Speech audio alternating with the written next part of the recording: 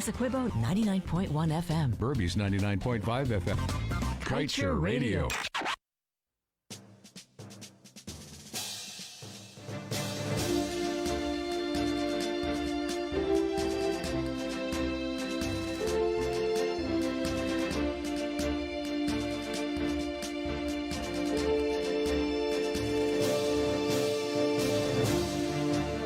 It is 13 hours 38 in Guyana, and you're listening to Kite Radio. This is the Elections in COVID Watch with senior journalist of Kite News, Leonard Gildarie, alongside his co-host, Dr. Yog Mahadeo. Good afternoon, gentlemen. Good afternoon, good afternoon, good afternoon. I'm feeling all sprite. How are you doing, Kevin? I'm quite all right. And Raj, too. We have a brand new addition to the staff there. That's Raj, all the way from India, and he is with us in Guyana. And he is going to be with us for the next, I don't know when. But in the meantime, I want to say good day to you, Dr. Yog Mahadeo. How are you doing, sir? Good day to you, Leonard. I'm doing well, but not well, because once again, we are seeing the goalposts being shifting in Guyana. We are going to be discussing that, and of course, many things to discuss. Front page of Kite News, big headline. PPPC wins recount, and I think there is some issues there. We are going to be discussing that and many other things today. As in a couple of minutes, we're going to be joined. You remember over this weekend, we would have been talking about many Guyanese, scores of Guyanese stranded abroad in Miami, Florida, in New York, and around the place in the Caribbean. And what we do know is that a couple of them would have landed on flight. In fact, I think about 109 of them. Thankful to be home. I know that feeling. In a very short while, we're going to have a doctor, a reporter, and I think a politician, if I'm not mistaken, who's going to be on this show here, Yog. Elections and COVID-19 watch. You know we can't do away with the COVID-19, although we were hoping today to be talking about results and not elections. It's not over yet, and so let's get right down to it. I want to say good day to all our people in Guyana. It's a brand new week. We have reasons to be very happy, happy that we are alive, happy that there seems to be some end in sight. However, there's some bumps in the road still that we're seeing, and let's hope yourself, Dr. Yog Mahadeo, and myself, and we're going to have other people be discussing today what are the news that came out over the weekend and what does it really mean. And in terms of time, you will recall that there was a June the 13th deadline that was set for the delivery of the order to GCOM Commission, and that is by Chief Elections Officer Keith Lowenfield. We would have known that yesterday, big day for Guyana, because the count came, there was a last box in the afternoon period. The count came to an end, the recount rather, and then today, the tabulation, I understand, ended not too long ago. We are going to talk a little about that. However, there's some other things that needs to be done, and so Yoga and myself are also going to be delving into that. So good day all along the coast. New York, a lot of folks there would have been joining us, and I want to say hello to you guys down there all across the Caribbean, Norway, Mexico, Brazil, Trinidad, wherever you are. In Suriname, we have a couple from Suriname. And if I miss you, it isn't anything except old age is stepping in. So good day to you, Yoga. Let's get right into it. PPPC wins a recount.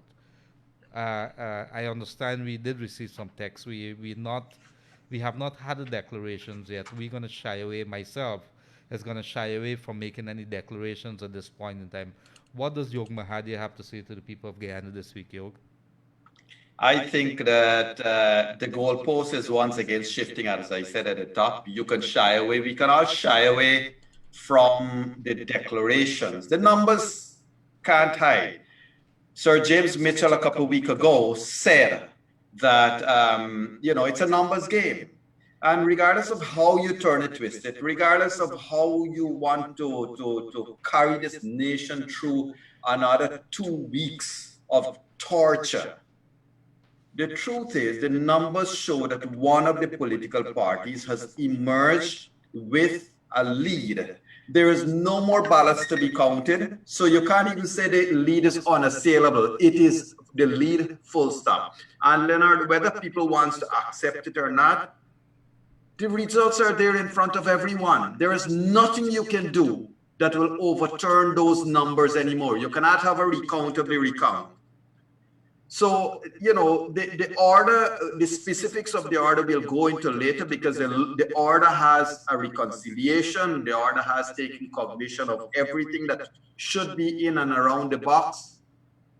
But never, I'm seeing that Mr. Joe Harmon, for example, has posted something to say tabulation is not validation. I have checked the order, I haven't seen the word validation in the order.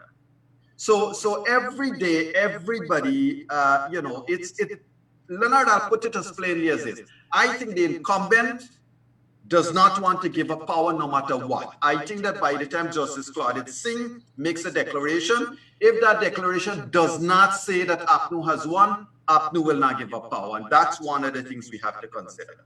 Well, absolutely there, Yog. Rhonda Lamb, the presidential candidate for the TCI, and let me tell you, this is what she said about 1 hour back. This is where we are. Recount, tick. Tabulation, tick. Certification, nothing. CEO report to the commission, nothing as yet. Deliberation by commission, nothing as yet. And I won't say nothing as yet. We have not reached that stage as yet. Declaration, nothing as yet. Swearing in. So there's 1, 2, 3, 4, 5. 5 steps that or 5 things that needs to be done before before we reach that stage of a swearing in of a president. And you got to no, listen to my words. Leonard, look. That's what she said. I agree with all of that. I'm not going to dispute that. Those are the steps. However, Leonard, 1 week ago, before Mr. Granger came out, and remember, Mr. Granger was responding to Kaito News's queries to him. 1 week ago, before Mr. Granger came out with a well-studied, measured release, and I must say, Mr. Granger has made more appearances in front of this nation in the past 2 weeks than he did in the past 5 years. That aside, one cannot escape from the fact that you entered into this recount to look at the numbers. You entered this recount to take a reconciliation between poll books and all of that. You entered into the recount to look at the valid vote cast. APNU+AFC, up to 2 weeks ago, had one campaign: let every vote count, every district, every box, every vote count. Now, it's not about letting any vote count anymore. It's about waiting, because you get a 4-step process. The chairman knows the process, but the world has seen the numbers. And Leonard, in every country of the world, maybe except Guyana, as soon as those numbers are clear to the population, a respectable, decent person with integrity will concede and say, let the winner take over. And you know, that is not what's happening. Here we gotta wait until somebody decides to say, I declare. And we know it's just buying time. Why? We will discuss later, but I'm sorry to interject, Leonard, but this 4-step process is suddenly becoming an issue, and one has to wonder, what would a week more do? Well, I don't know what a week more will do. What I could tell you that I'm seeing photographs of what seems to be the removal of the ballot boxes in containers from the Artisan Convention Center. I think that's what I'm seeing here. It's supposed to be 2 hours back. I presume they think that part is over with and done, and we could move on to the next step. Now, Yog, what if you were GCOM and you had to say something to the People's Progressive Party, which has been given a very clear lead based on the figures that would have been coming out from the recount? What would you say to the PPPC at the moment? The numbers are clear. I would say the numbers are clear. I would also say the numbers have clearly matched the SOPs. I would also say this is the time to make a declaration. If I were the GCOM chairman, I would say I am now in the process of receiving the formal report from my CEO. Upon that formal report, I'm going to do what the law entails me to do. That is to advise the Chancellor of the Judiciary to have the swearing in. So we have Leonard, go ahead. Leonard, we are making a big fuss. Part number 3, I think, of Mr. Granger's, and all of a sudden it's the new chorus. Look, they are suddenly saying the CARICOM Observer Team report is critical to this process. Leonard, GCOM did not even issue a terms of reference, did not issue a terms of reference for CARICOM to say that the report is important to a declaration. And no observers, they themselves, they didn't want Carter Center, they didn't want any other observers, because they said observing is not going to change the result. Everybody has said that the observers are not going to change the result. The observers are going to tell the world, all the stakeholders whether this process was good or not good, acceptable or unacceptable, and moves on. They can't. And remember, Leonard, this whole thing went to court to ensure that the observers does not have a voice in the process. They can only watch. Remember the Uliti Moore case? Absolutely. He went to court to tell GCOM, you are the ones in charge of this process, not the observer. How come now all of a sudden the observers form a part of this process?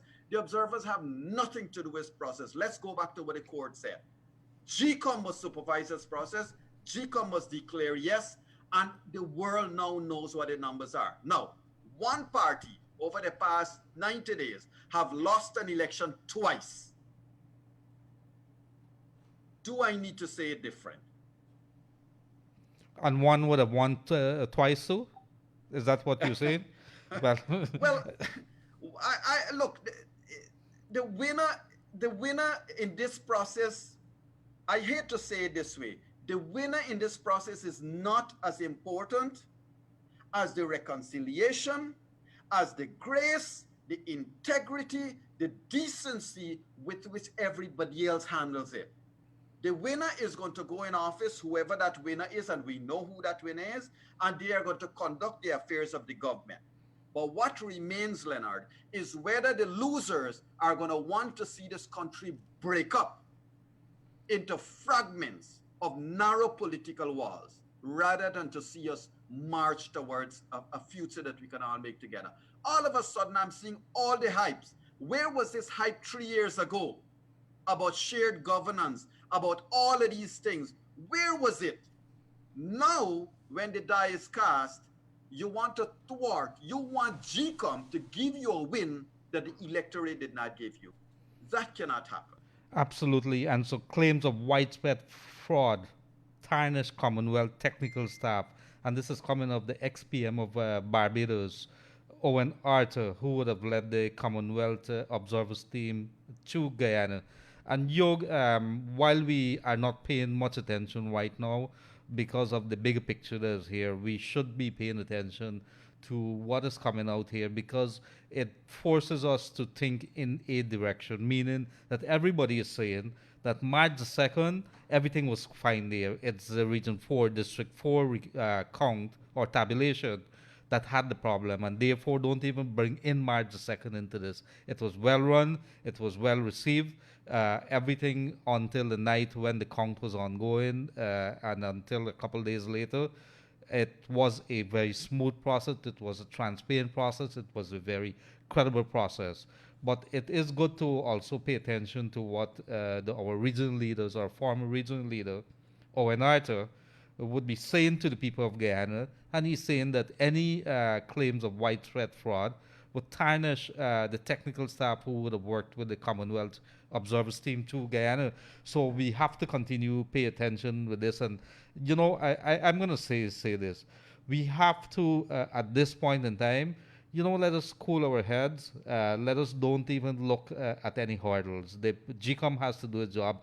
And let me bring in something I was thinking. I paid very close attention to what GCOM chair, Justice Retired Claudette Singh, would have done on the weekend. I think it was Saturday, Yog, with regards to allowing those boxes to those 29 boxes to be allowed to be part of the recount. There were some issues with that, and she made the decision to do that. Not making the decision would have allowed thousands of persons or disallowed thousands of persons from being part of the process. You would have basically disenfranchised those persons. The story, we'd have to examine the role.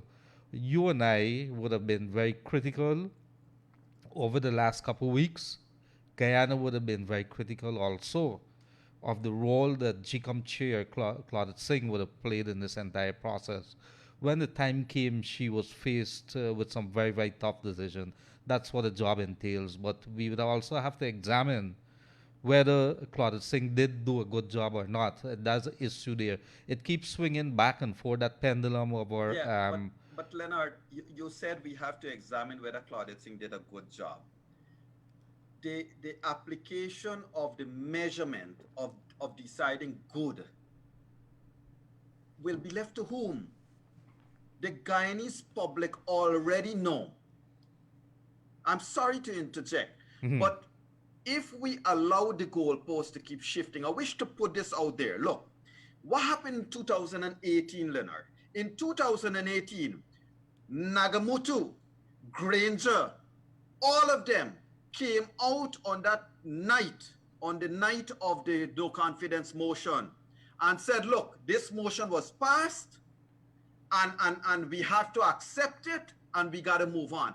I want everybody go back to that night and see what Nagamutu, the lawyer that he claims he is, said on that night following the no confidence motion.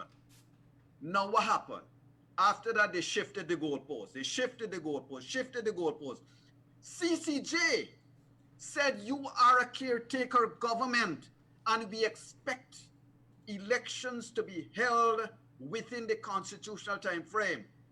What ended up happening? They shifted the goalpost until Granger then decided he's going to hold elections in March 2020. Right? So they keep pushing that goalpost.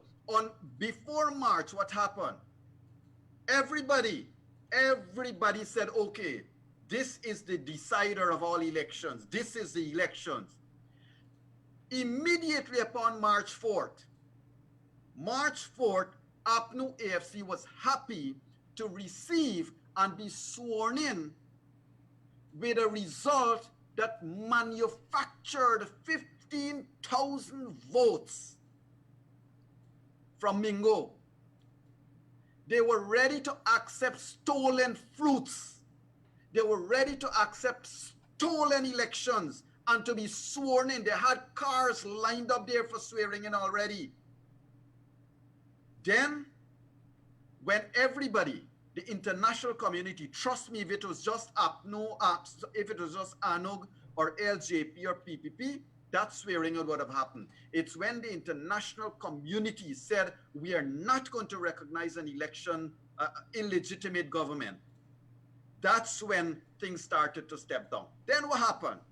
Everything, they're shifting the goalposts, changing the narrative.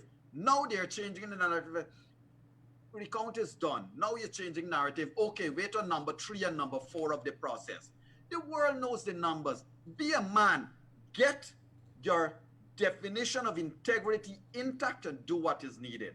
So Leonard, this thing about deciding whether Claudette Singh did a good job or not, Claudette Singh has to know whether she has done a good job, and her decisions after these elections will determine and tell Guyanese exactly how she thinks she performed. I am not going to judge her at this stage. You and I have tried to stay far away from even making her look bad, even though there are times that I believe she ought to have looked bad. But the truth is, one cannot escape from these results. Absolutely. You can turn it, twist it all you want. And last thing I'll say, sorry to carry on at this, but it is hurting Guyanese now. This thing is going on too long. Owen Arthur said the right thing. You know what they're doing now, Leonard?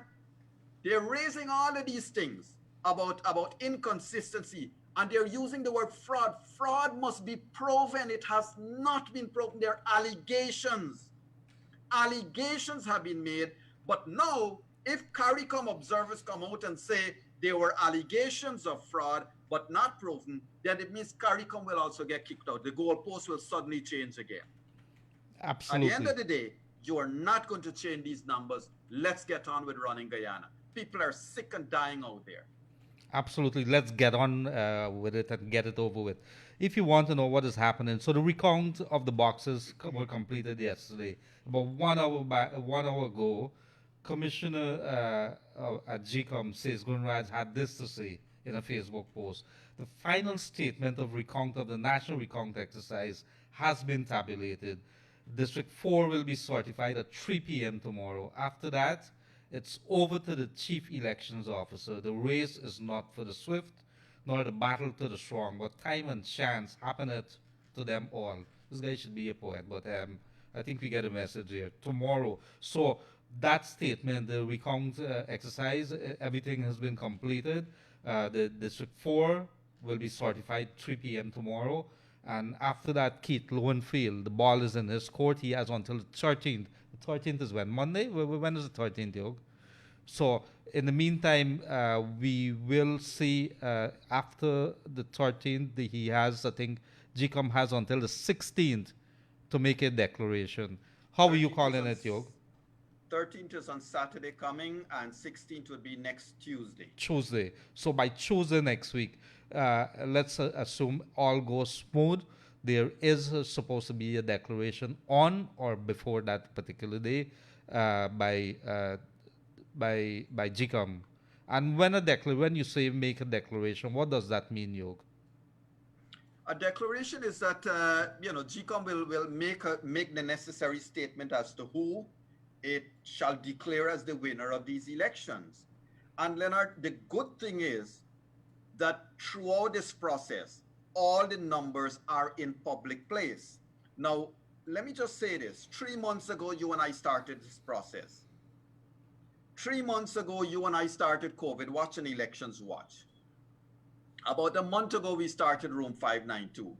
And Leonard, the truth is, and I just wish to take 30 seconds to say this. You know, some of our viewers and listeners have been so good to us. Leonard, would you believe, and let me share this, that one of our viewers has gone up on his own and has created a room592.com and has uploaded all the videos from our Elections Watch and from Room 592. And I would like to say thank you to Mr. Frederick Aspar. He has done a great job. He shared this with me last night, and Leonard, that forms a monumental contribution from one of our viewers and listeners. Well, I can tell you it's been a lot of fun. I wish that you could pay me something for this, but guess what, Yog?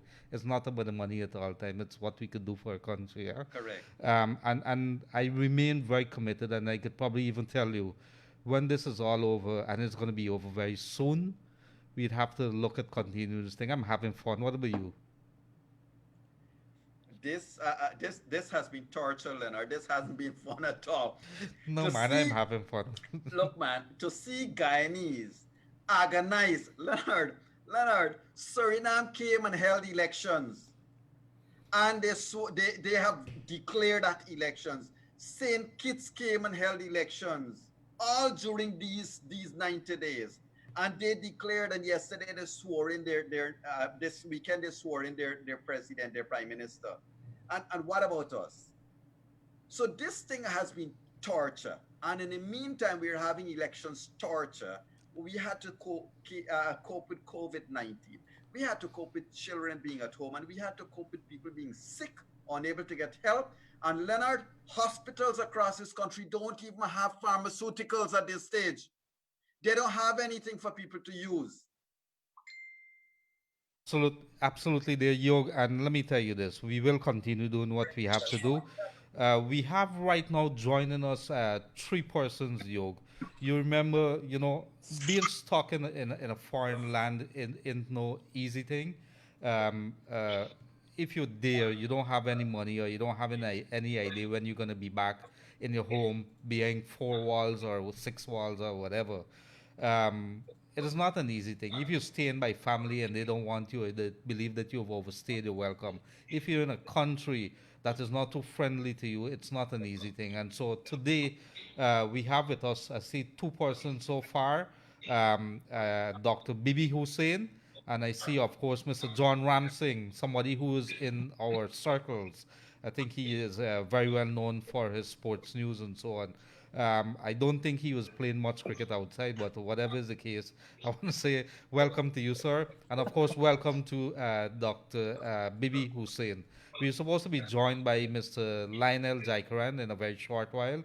I hope that we could be able to say hello to him as well. But Yog, there's a story that is coming out here. I'm here on the line. Oh, you there? Okay, very good, very good. So I want to say welcome, folks, and very quickly, we have some limited time, but Guyana needs to be told a story, Yog, about the story of our people that has been stuck abroad. They're back home now with the family, and while they have been brought in on a special flight and they have been asked to self-isolate at home, um, uh, it does not stop them from telling the story of what would have happened. So let's get right down into it. I'm here with Dr. Yog Mahadeo, so we're going to listen very keenly. And over to you, Dr. Bibi Hussain. She is a doctor at a surgeon at the Georgetown Public Hospital, and she was stuck, I understand, in Florida. So she came back on Saturday on that special flight that was authorized by government to enter. You recall that our borders and airports are closed. So, Doc, how are you doing? All right? Hey, Leonard. Hey, Dr. Mahadeo. John, I almost didn't recognize John there. But I'm okay. I'm very happy now. And Leonard, I must thank you for giving me the opportunity to highlight our story and the story of many others that are stranded over there. Well, you know, our Guyanese people, we're very passionate about them, especially like all our New York people who are saying hi and wherever you're from. So you were stuck since the borders. You went over there when? Let's start at the beginning. So I traveled to Florida with my family, my brother, my father, and my husband. We traveled over there on March the 13th. And we went there basically for my cousin's wedding, which was March the 14th. Our initial plan was to stay there for 2 weeks, go to the wedding, the reception, do a little shopping, and get back home. But on the 17th, you hearing me? Yes, Hello? we hear you. Go ahead, Yeah. baby. Yeah, we were given that 1 day's notice of the border closing. So I attempted to book a flight from Miami out to Georgetown to Jaikaran, but that was unsuccessful. It was short of a time. So then I ended up being stuck there for this extended 80 something days, 84, 85 days. So you were with family or something? How did that work? Or you were with your family too? So yeah, I was with part of my family over there that I usually live with in Guyana, and my mom and my niece was stuck were left in Guyana because they couldn't travel. So we went over, the remaining of us went over there, and I stayed by my aunt in Florida. Very good. And so you're back here. I think uh, we move over straight over to John because John is in the media as well, and he was stuck over there. John, very quickly, tell us when did you leave Guyana? At what point in time did you know that you can come back, and how did that work out for you? Was the experience terrible? Well, good afternoon, Leonard. Good afternoon to listeners, and good afternoon to the persons joining us right here on the Zoom. Good to see. I'm in good company with doctors all around. Dr. Bibi Hussain, Dr. Yog, Dr. Lionel Jaikaran. So, Leonard, we need to get some doctorate in, boy. I'm not going to be professor, so leave it as that. All right. Well, my situation is quite strange. Unlike Dr. Bibi, who was there for a celebration, I was actually on my way back from South Africa, where it was for a cricket tournament. So I was in transit when I became stuck. So this is probably the record for being in transit, 80 days of being in transit in a foreign land. And that was pretty much what happened until we decided to get on that flight on Saturday. But it was cricket, and I would continue to tour the world and do whatever I'm doing for cricket. And I will write about this experience as well. It has been 80 days, and it's been 80 days that you would like to forget, but it's one that you will not ever forget, Leonard. It's very strange. Which place were you stuck in? When I got back from South Africa, we landed at JFK in New York. New York was actually the hot spot of the world at that point in time. Immediately, I took the opportunity to head out of New York, and I went to visit a friend in Boston, which is like not very far away. So I took the very next flight out to go by him because the airport in Guyana was supposed to be opened on the end of that period. That was the 19th of March, and the forced closure for the airport would have been until the end of March. So I thinking it was going to be a 2 weeks period. It's going to be a good time to just relax after a long tour and then head home back to Guyana. So I ended up staying in Boston for an extended period, 67 days before continuing the journey to join my colleagues down in Florida for another 14 days before we actually head out. So it's been a long trip, lots of days to consider. In total, I was out of home for 94 days. Wow, I guess you run out of I money. guess Yes, Leo, I, go ahead. I guess, John, we all know about being stuck at an airport, but being stuck in the airport for 60 days is terrible. But just before that comes on, Yeah. I just want you guys to put this in perspective for our viewers and listeners. Being stuck there is, you were not having a good time, because being there, you could not even go out, you couldn't do anything. You were literally, I hope I'm not saying this. I hope what I'm saying is not true, but you were literally a pain in somebody's neck because you were an unwelcome guest in their home for so long. Yeah, definitely, Well, that is Dr. actually Mahadeo. true. So it wasn't an experience that wasn't a vacation for me at all, because you're at someone, initially it's 14 days, and then I went to 86 days. So you could imagine being in someone else's home, whether family, whether friend, whatever it is not your home. And so you're there stuck. And apart from that, we were on stay at home orders, not a curfew, it's stay at home orders. So you can't leave unless you go to the grocery store, and that was it.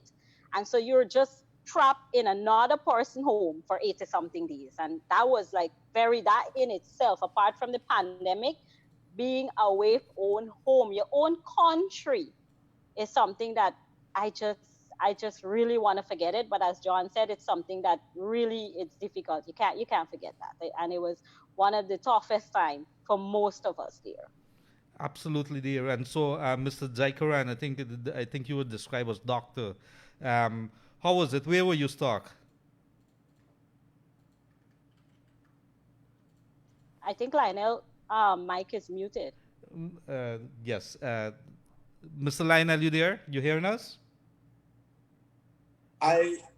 Yes, go ahead, Lionel. Yes, I'm hearing you now. The internet is a bit shaky. Yes, sir. Now I left Guyana on February the 19th, and I got to Toronto for a business meeting, and then I got down to Miami on February 24th, planning to get back to Guyana at the end of February. But my business went a bit longer than I thought, and I was going to travel back to Guyana on the 14th of March. But Suriname Airways called me on the 13th and said, the airport is closed in Suriname, so the flights are not coming out. So I tried to get on to American or Caribbean, but it was impossible. So, and our airport closed on the 18th, I believe. So I was caught in the lockout, so to say. What was it like? Where did you stay, and what was it like? Did you run out of money? Hello? Yes.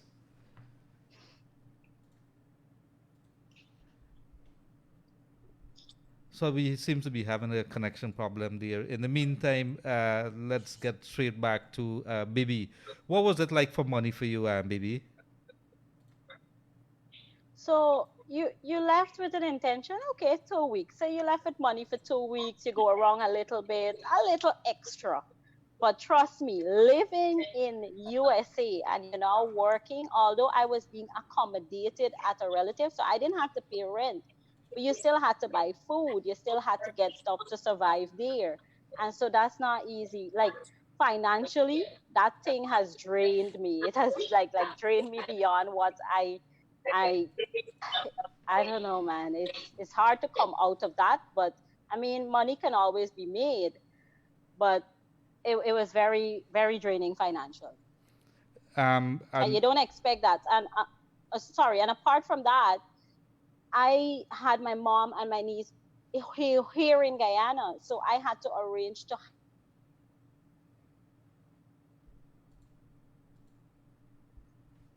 so, okay, so if you're not joining us, this is a special edition of the Elections and COVID-19 Watch. We joined by three persons who would have returned over the weekend. They were stranded for at least 2 months, more than 2 months over in the US and other places.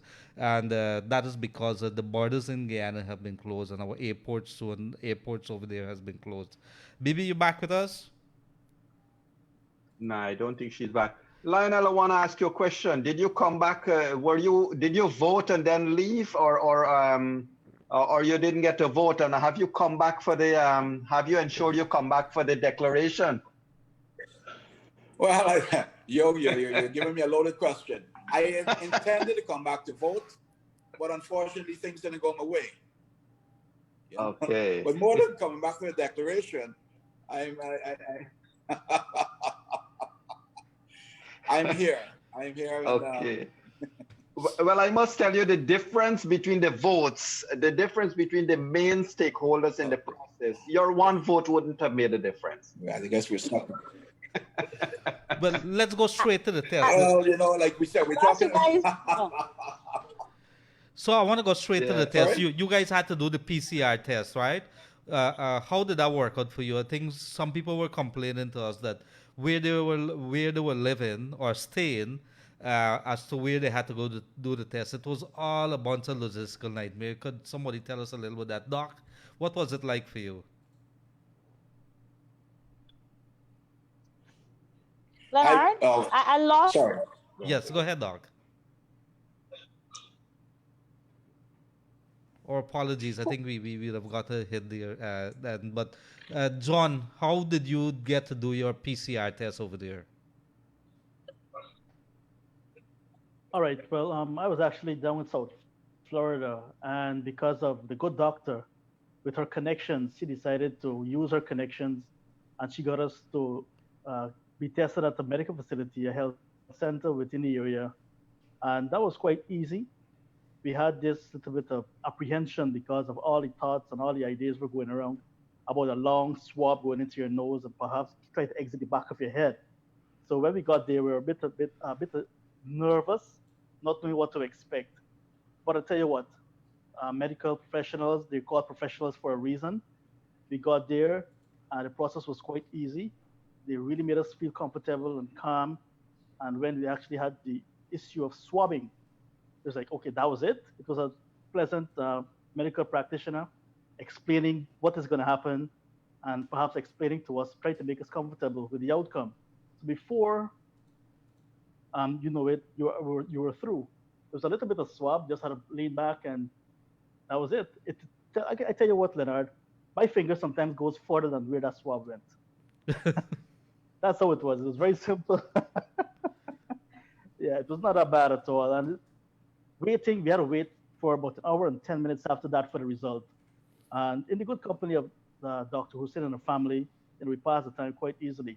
But when they came with the result, we got a bit tense. Like, okay, do not want to reach so far, then we have to turn back because we're hearing all about what is going to happen if you are not tested and your result come back negative if you were tested as well.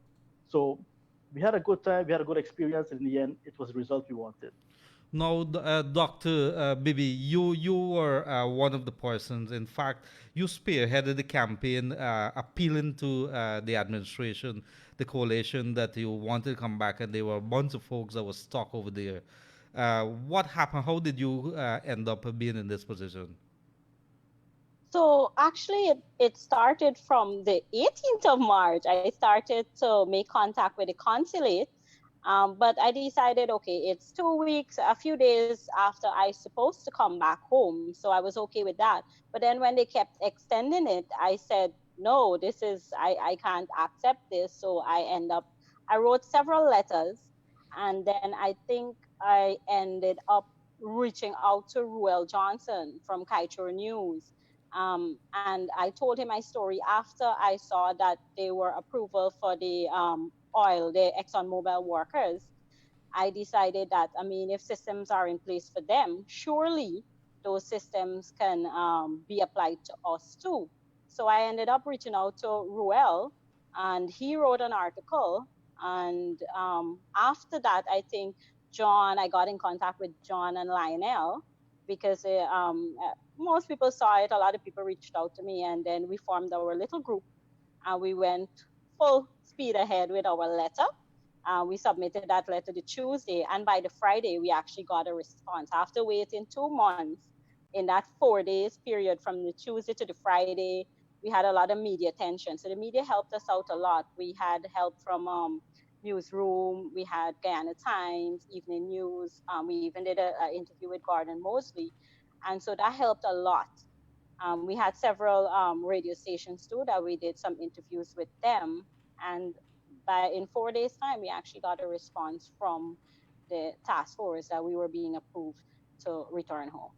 Do you guys have an idea? So 109 persons would have returned on Saturday. Do we have an idea now how many more are stuck based on your information in the US and Canada around the place? Do we have that? I think, to my knowledge, in the US, they still have between 300 to 400 persons that are stuck in the US. I think that I know of, that's because our little group extended from initially like 14 persons to 100 and something, close to 200 persons. And that's how I got that information. In the Caribbean, I'm not sure. I think there's supposed to be a repatriation flight on Thursday for a group in Barbados. But I can't really speak for the rest. I know there was a guy from India who reached out to us. There was somebody in UK, in Colombia, but I don't have the exact figures for that. But they're scattered all over. Mr. Jaikaran, did you try to find out whether you would have breached your visa conditions by staying in the U.S.? How were you told or were you worried about that? Did you try to get it fixed? No, actually not. Leonard, I happen to hold dual citizenship. Okay, so that was not an issue. No, it wasn't an issue. But you know, I've been disconnected for a while because of the internet. I'd like to say I didn't know Dr. Hussain before, the last 2 or 3 weeks. I knew John Ramsingh from the GCC when I was there as the president. He's a sports journalist. But I think the catalyst in all of this was Ruel Johnson, who is my Facebook friend and a friend. I was sitting at home one evening, maybe about a month or 3 weeks ago in Miami. And, I was feeling very depressed. I was missing Guyana. And I put up a little video on Facebook saying I'm the Rocket Man, the song by Elton John. Mm-hmm. And the next morning, I check in my messages or comments. Ruel sent me a link to Dr. Hussain, saying that, there are other people up there who are feeling the way you feel. You guys should get together. And then John WhatsApped me, and we all got together. The rest is history, man. We united. We got together. Dr. Hussain and John were the two main people, I'd say, who really got this group moving. And I definitely want to give credit to Mr. Ramsingh Ali, our Guyanese consulate in Miami. That man worked above and beyond his call of duty to get this first batch of Guyanese home. And, credit should be given to him, Leonard. So we want to say hello to Mr. Ramsingh Ali down there in Florida. And Yog, I think one of the things that I would probably want to ask the good doctor, and I'm talking with Dr. Bibi here, is that you're back in Guyana. When you were coming back, you were thinking it doesn't matter if they put me on 2 weeks, 3 weeks stay at home isolation quarantine. I'm just happy to be back in my homeland. I want to hear your thoughts on that. So, Leonard, I didn't, once I was in Guyana, once I reached, whether they just throw me off the plane or drop me anywhere close by, I didn't care. Once I was in Guyana, whether it be at home or whether it be an institutional quarantine, I just wanted to be back home. No matter what, I just wanted to be here. 2 weeks, 3 weeks, 4 weeks, whatever it was, I wanted to be here in Guyana. And I know that Yog is raring to ask some questions. There's over to you, Yog. Not questions per se. I think I want you guys to know that we have been feeling your pain because you represent, and the three of you, your faces represent a lot of Guyanese who continue to be stuck overseas, Leonard. I mean, I know Asad Foudadin and about 15 other persons are stuck in Jamaica. There are persons stuck in Aruba. People are stuck all over the place. You never knew Guyanese travel that much until this thing hit us. But I don't have any questions per se other than to say it's good to have you back. More of us can fetch this weight we're all feeling presently. So it's good to have you back in Guyana. Well, absolutely. I know, Yog, I must make this observation. There was a time in the 80s and the 90s, people were fighting to get out of Guyana. Now people are fighting to get into Guyana. So, is there anything that I give you just a couple minutes there, Bibi, John, and of course Lionel, to quickly say what would you say Leonard, to people? Leonard, I must say, I wonder if we'd, and this is not to the three of our guests here, I wonder if we'd all be fighting to get back so quickly if there wasn't the stay at home and the curfews and all. Then it might have been a nice vacation, extended vacation, but it's like you're in a prison anywhere you are, you're in a prison. So. Yeah. Absolutely. So Dr. Mahadeo, I still wanted to be home. So I'm a surgical resident. I miss the team. I keep telling John and Lionel, like, I miss operating, I miss hospital, I miss all of GPHC work, all of it. Great. So Good I to wanted have you to get back though. to work. Thank Good you. to have. John, any parting? Leonard, Yes. before Well, Go ahead. okay, let me go. before we go Yeah, any today is further, actually the birthday of my before son, we right? finish, So I was actually happy to be back. I would like to Okay, give the Lionel's big, going. One at a time, please. Go ahead, John.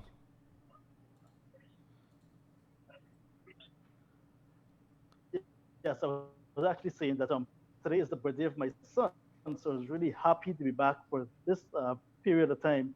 And I know Dr. Yog was asking about elections and so on. After casting my ballot on March 2nd, I left when the counting had started. And when I got back on Saturday, the recount was about to wrap up. So it's like I missed nothing really in that process. But I'm really happy to be back, at least to give my son and my family. My wife has been running crazy. Some amount of comfort. My son is actually his happiest birthday he's saying, because of course, those back in the days you tend to forget. And he's really happy and he's really enjoying the period despite its quarantine. It's not the best, but it's good nonetheless. And that is what we were saying all along, is a peace of mind that you will get knowing that you're at home. We have a different culture in Guyana, and the culture shock started when you're out there for so long. When you reach back to Guyana, as soon as you start to drive on East Bank Road with all the crazy traffic and all the persons who are disobeying the curfew orders and all the things, you know that you're back home, because that is the culture of us Guyanese. Absolutely, and I'm so happy, and a happy birthday to your Sunday, John. I know what it's like to be without a family, and maybe one of these days, Yoga is going to interview me so I could be able to tell a little about that story again. But Bibi, Dr. Bibi Hussain, any parting words to Guyanese people who don't have an appreciation maybe of how beautiful this country is?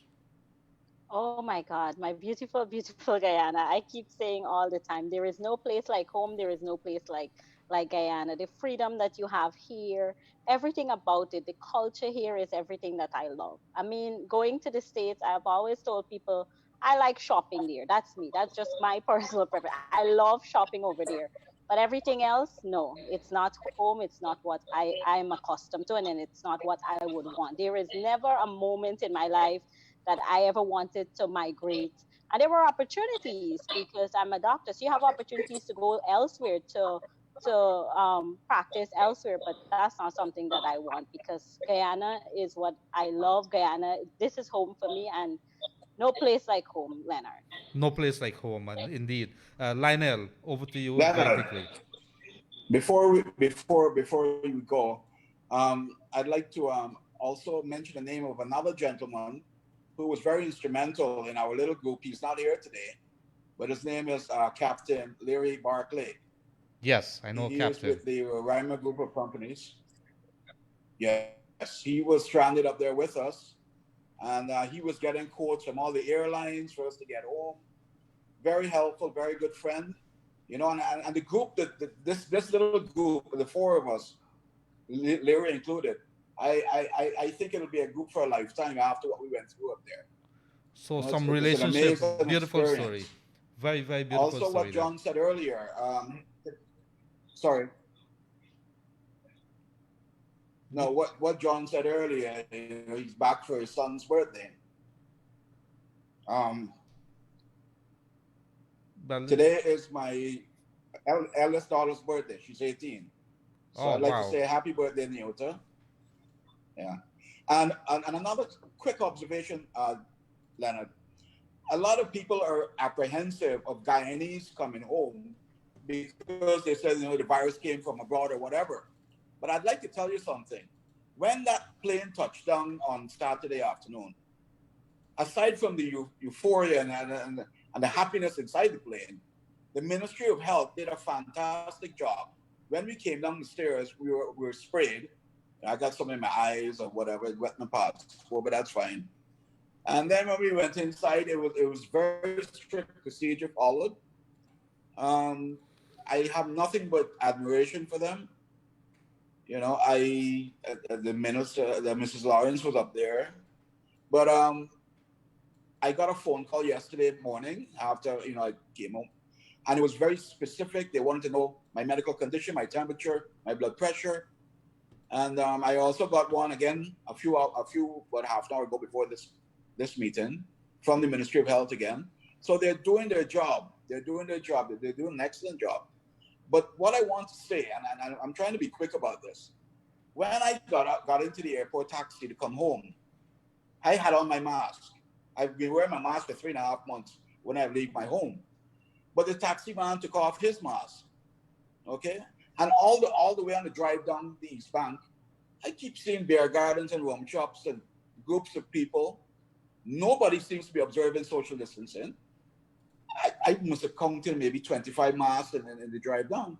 So Guyanese need to be more aware of the effects of this pandemic if you don't do the right thing. And I know they're scared of us coming home, but I think I'm more scared now of Guyanese. I think I'll stay home because I don't know, man. We need to be more aware. That's all I'm trying to say. I thank you very much, dear Mr. Lionel Jaikaran, Dr. Bibi Hussain, John Ramsingh. Welcome home and happy birthday to your children. I know what it is like. Stay safe, and of course, I hear you, Mr. Jaikaran, with regards to things. We're also worried about our people here. Want you to have a. I'm very glad that you're actually back home because I know what it's like. I've been through that, and I presume there were tears in your eyes. There were probably tears on the faces of your beloved family members and so on, and probably your friends. And I know that you can't be able to leave your home, but stay safe and thank you very much. We want to probably in the next couple of weeks come back again and see how you've been doing.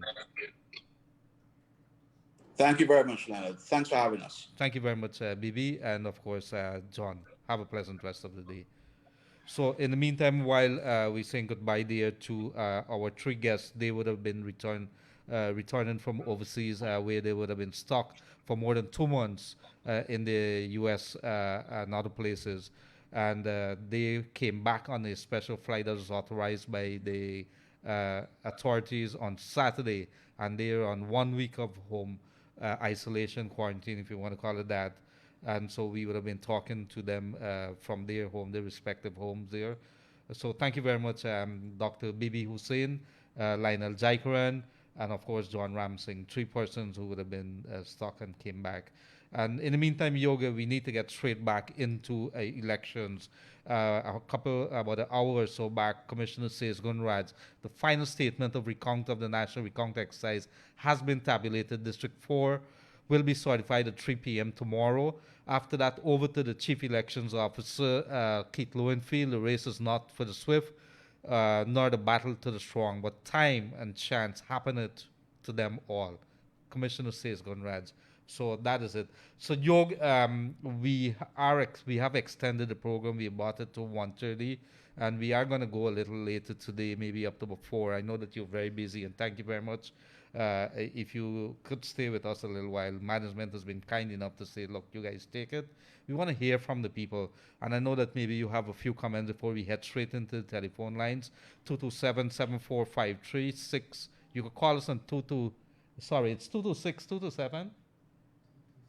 226, my apologies, I don't have my specs. 226-7453, and you could also call us on, WhatsApp us on 6222222. Yog, before we head to the telephone lines, is there anything that we should know, the people of Guyana should know?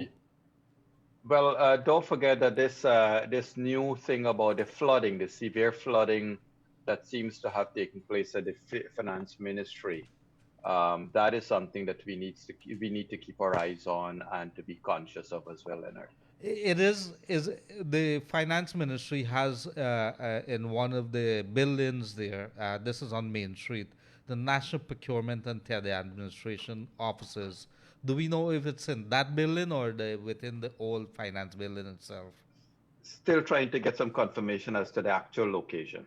Well, absolutely. So there's a caller online. Let's go straight to the caller. Good afternoon, caller. You on the air? Yes. Good afternoon, caller. You on the air? I think. Yes. Go ahead. Is Mr. Gildarie and Mr. Yog program will continue today, because I would like to be around to listen, because it gets extended. You'll have a blackout there or something. So. No. We be on air right now. You're not seeing us? No, I'm on radio. I'm not hearing anything from the station. That's strange. We are online. We've seen people on there. We're gonna check it out. If anybody else is not receiving us on radio. I think I got on now. Mr. Yog is talking now. I'd blame that on Yog and Raj. They're two culprits on that. Yes, I'm the person from your neighborhood next to Caneville. Thank you very much. Thank you You're very welcome. much. Bye-bye. Bye-bye. So I want to say, Leonard, you have been listening to the politicians so much that you're blaming other people for your incompetencies. Yes, I must say I want to apologize to the people of Guyana, but the good thing about it is that I apologize. I could lower myself. I don't have a problem groveling and asking the people to forgive me. In the meantime, I want to say to you, it is the 98th day since we would have had elections on March the 2nd. And why I'm saying that, that we should commit ourselves today, that we should never have a repeat of this in Guyana again. It's day 33. As of yesterday, the tabulation would have been over yesterday. The counting of the boxes over yesterday, tabulation over today. So I think there's a caller online. Good afternoon, caller. You on the air? Good afternoon, caller. You on the air?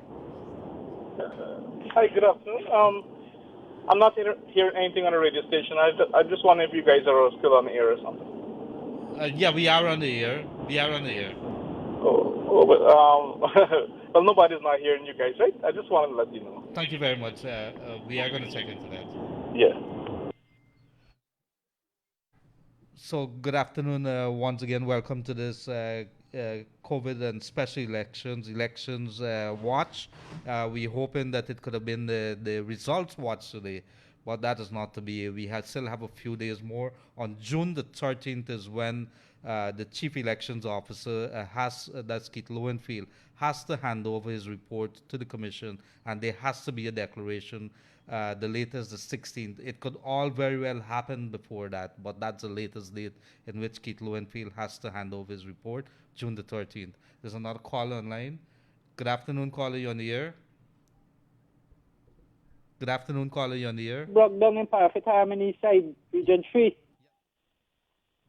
Good afternoon. Yes, go ahead. Good afternoon, caller. You're on the air. Well, while we have lost that caller. Yog, in the meantime, uh, when it comes to the process of the swearing in of a new president, could you walk us through the timeline? What does the Constitution says from the day of declaration to the time of swearing in? What's the timeline with that? There's no extended timeline. The declaration, that's it. At the declaration, the chancellor is advised, and the swearing in takes place. If one would recall, there are times when I think Janet Jagan was sworn in secrecy. Basically, nobody in public knew or saw. That happened at night.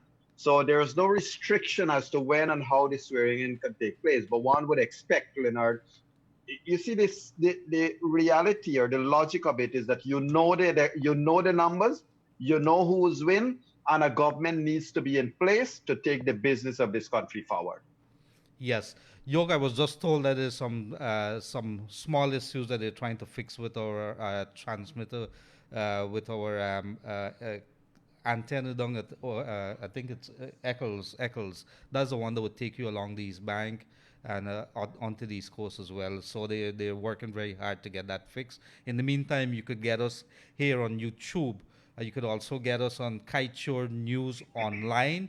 You could also get us on Facebook where they're streaming. And of course, on the Essequibo Coast, they would be able to get us on the Essequibo Coast as well, right along the lines there. We apologize for that. Some things are beyond our control. In the meantime, I think there's another caller in line. Good afternoon, caller. You're on air. Yes, good afternoon. Yes, good afternoon, caller. Good afternoon. We're not hearing anything on the radio. Our apologies. There's a little issue there with our antenna. They're working very hard to fix it. You could get us on online though at Facebook. I know. That's how I know you're still on. I was online, but when you're working and you're doing security, it's one got the radio. And this program is very interesting and it's a part of my day. Thank you very much for that, sir. We're working very hard on it. Our apologies. All right, thank you. Thank you very much, dear sir. I want to say hello to all our security people. They provide a very important service to the people of Guyana. If you're listening to us on radio, I know the radio is a big thing for them. I want to say hello to you. Continue doing what you're supposed to be doing. And Yog, back to what you were saying there. So there's no constitution requirement timeline. No, there is a requirement, but that requirement does not say 50 days, 60 days, whatever. One would expect that with the declaration, there is a swearing in, as has been taking place all these years. Leonard, the critical thing here is that here is how you look at this thing. As of yesterday, everybody knew what the numbers are. Everybody knows who's won. I think the PPPC is leading by about 15,416 votes at this stage. Everybody knows that. So here is what's happening at this stage.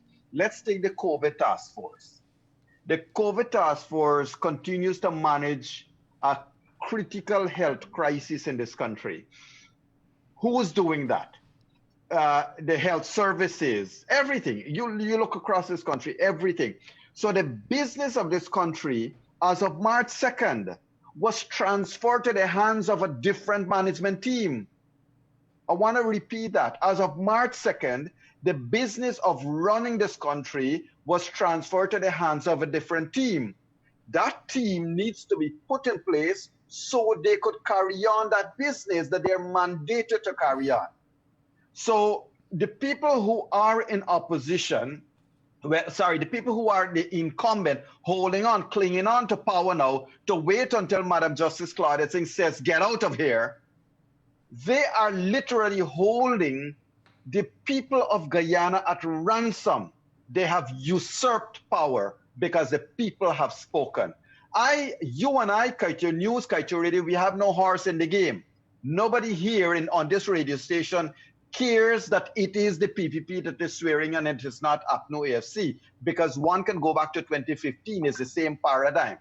But the truth is that there needs to be, the mandate of the people must be respected.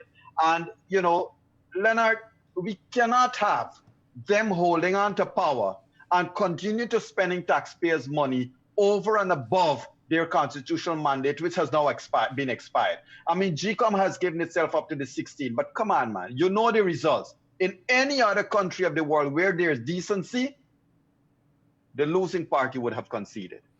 Now we hearing when it comes have you been able to look at the figures that has come out from those figures of the recount that would have ended yesterday?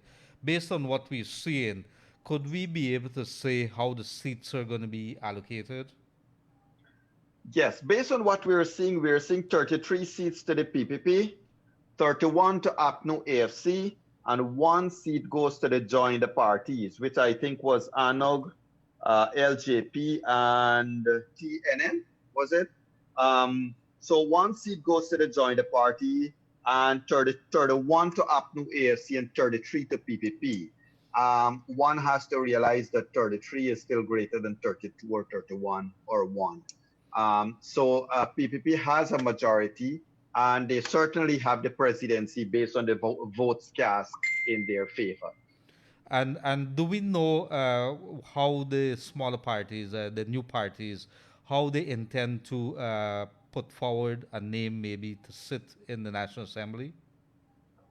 Well, no, they have their own agreement, and I think we will respect them to make that public at some stage, how they're going to share their timing in the National Assembly. I rather, based on my earlier knowledge of their agreement, I think it was presumed, or it was calculated based on the votes that they bring to the table, proportionate to the period of time they would spend in Parliament. So I'm sure they would work it out, because, you know, going into the National Assembly is no easy task. I mean, you have to be on your P's and Q's, especially having 1 vote. Now, the critical thing here, Leonard, if the PPP does not do well in its term in office, and one of the PPP persons were to swing, was to say, okay, if there's a confidence motion brought to the House, and one of the PPP person was to swing and go over to the other side, that would still be 31 and 132 and 133, which can bring the PPP government down if the list joins hand with that. If you're now joining us, this is the elections and COVID-19 watch. We've expanded until 4 o'clock. I know that many of you would not be hearing us via the radio on the East Bank, especially right now. There seems to be a little problem with our antenna and transmitter on the East Bank there. I'm being told that at Eccles, and the technicians are working pretty hard to do that. But you could also get us on Facebook, Kaito Radio on Facebook. You could get us on Kaito Radio on YouTube, or you could tune in at Kaito News Online, and there is a button that you click there. In the meantime, I think there's a caller online. Yes. Go ahead, caller. You're on the air. Yes, afternoon, gentlemen, once again. Thank you, the radio speak. Thank you very, very much there, and go ahead, sir. I like to, I don't know what to call it, if it was a point, a statement, or my observation. One of the things that I am surprised that as of today is that we are not mature enough, regardless of whether you plan a court action, regardless of whether you plan to go in court, based on what it was as a Sun Center, 1 person win and 1 person lose. We don't mind what you have to do after that. Somewhere along the line, there should be some congratulating as a mature politicians and preparation for this new government, not after a court case, not waiting on a court case. And I'm saying this like Mr. Yog, I ain't got no horse in the race, because I am one person that was against the PPP and this government, not just talking. I protested, I was in the papers, I was on the TV, and I am not no friend to none of them. But I think that the mature thing to do is to step aside, even if you plan a court case, not hold up this whole process. While you're waiting on GCOM, maturely, you should be giving congratulations, getting people up to what's going on, regardless of what's going on. Because these people just went on the radio talking about how long they've been stuck. We've been stuck in our own country for 90-something days, not knowing what to do, what to plan, how to get anything done. And so we need to get this thing over with. Thank you very much. I'll listen to your comments over here. Thank you very much, dear sir. And one of our very treasured patriotic callers. And so let us get down straight to it. The people's business, we need to continue with it. And there could be no tolerance anymore. Any more deviation, any more delays, Yog, would be totally unacceptable at this point in time. They've asked for a recount. A recount was done. There were some figures that came out of that recount, and I'm putting it very mildly here. The figures that came out, and it's pointed in a certain directions. Let us accept, move on. There could be other ways that things could happen. If there should be elections petition, there's a procedure that has to be followed for that. Now, Yog, for somebody who doesn't know, now joining us and have no idea, they're a supporter of the APNU, the coalition, and let's say there is a swearing-in of Irfan Ali tomorrow morning. What options do the APNU coalition has in terms of making a complaint, making a filings to the court for fraud or any other things that they may want to raise? Fraud has to be proven, right? So remember a couple of things we need to think about. APNU+AFC would have made numerous allegations of pointing towards fraud, but it has not proven one, not one. It was all based on hearsay that has been rubbished by persons who are standing up and say, I was here and I'm still here. That's number one. Number two, Mingo's fraud was proven by the recount. Everybody saw that Mingo manufactured 15,000 minimum votes. Where did Mingo get those numbers from? Now, remember, that is still part of a contempt proceedings. Now, the other thing is, with regards to the swearing in, I rather suspect that the incumbent is already probably at the courts and are already trying to get the court's attention to stop the declaration or to intervene before the declaration. One would recall that Mr. Alexander did intimate to his belief that the parties may have been already gearing up towards that eventuality. However, Leonard, I think your question is, does all of these change the numbers? Would a court action change the numbers?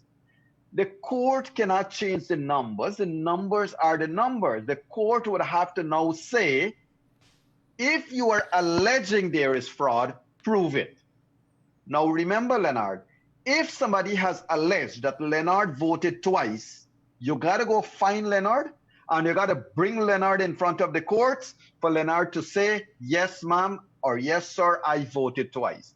It has to be examined, cross-examined, it has to go through its warrant. This is why it's called an elections petition.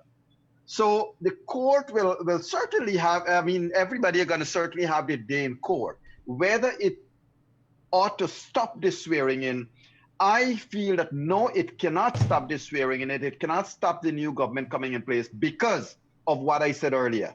March 2nd, 2020, this country voted so that another party could take over the reins of power. And we need to get on with that business. Absolutely, dear Dr. Yog Mahadeo and myself, Leonard Gildarie, here on Elections COVID-19 Watch. You could call us on 226-7453 or WhatsApp us on 6222222. We're going to read them. We're going to see, keep it within good taste, short and sweet, and we're going to read those WhatsApp messages. 226-7453. There's a caller in here. Good afternoon, caller. You're on the air. Hello? Yes, good afternoon. You're on Kaicho Radio. Yeah, Richard Bill, young man. No, is it? I think we've been told it's up back. They were doing some work on it. What's it, well, I think they're still working on it, but we were told that some people are hearing us. They're bringing it up back on thing. All right, just bear with us. Our apologies as some of these things happen, and we trying to think. Thank you very much. You could get us on Kaicho Radio on Facebook, Kaicho Radio on YouTube, or you could go to Kaicho News Online, the website there, and it's there. Thank you very much, sir. So so there is that elections petition if the APNU coalition supporters so desire, because based on the figures that we've seen so far, 33 for the People's Progressive Party C, 31 for the APNU AFC coalition, and one to the smaller parties, whichever one that they would want to put to the National Assembly there. Um, was this widely expected? A couple of weeks back, coalition said it won like about 15 to 20,000. Were we expecting 3 seats majority? What happened now to one seat? Well, look, I mean, the truth is that you can call whatever numbers you want. It hasn't changed. The numbers of seats that they would have computed on March the 4th, or March the 3rd, sorry, not 4th, March the 3rd, when a calculation of all the SOPs was done, I think there was the feeling that the PPP might have garnered 34 seats. You are right. That has been whittled down to 33. But, you know, the undeniable fact is that now you know the numbers, and that is not going to change from here to the 16th.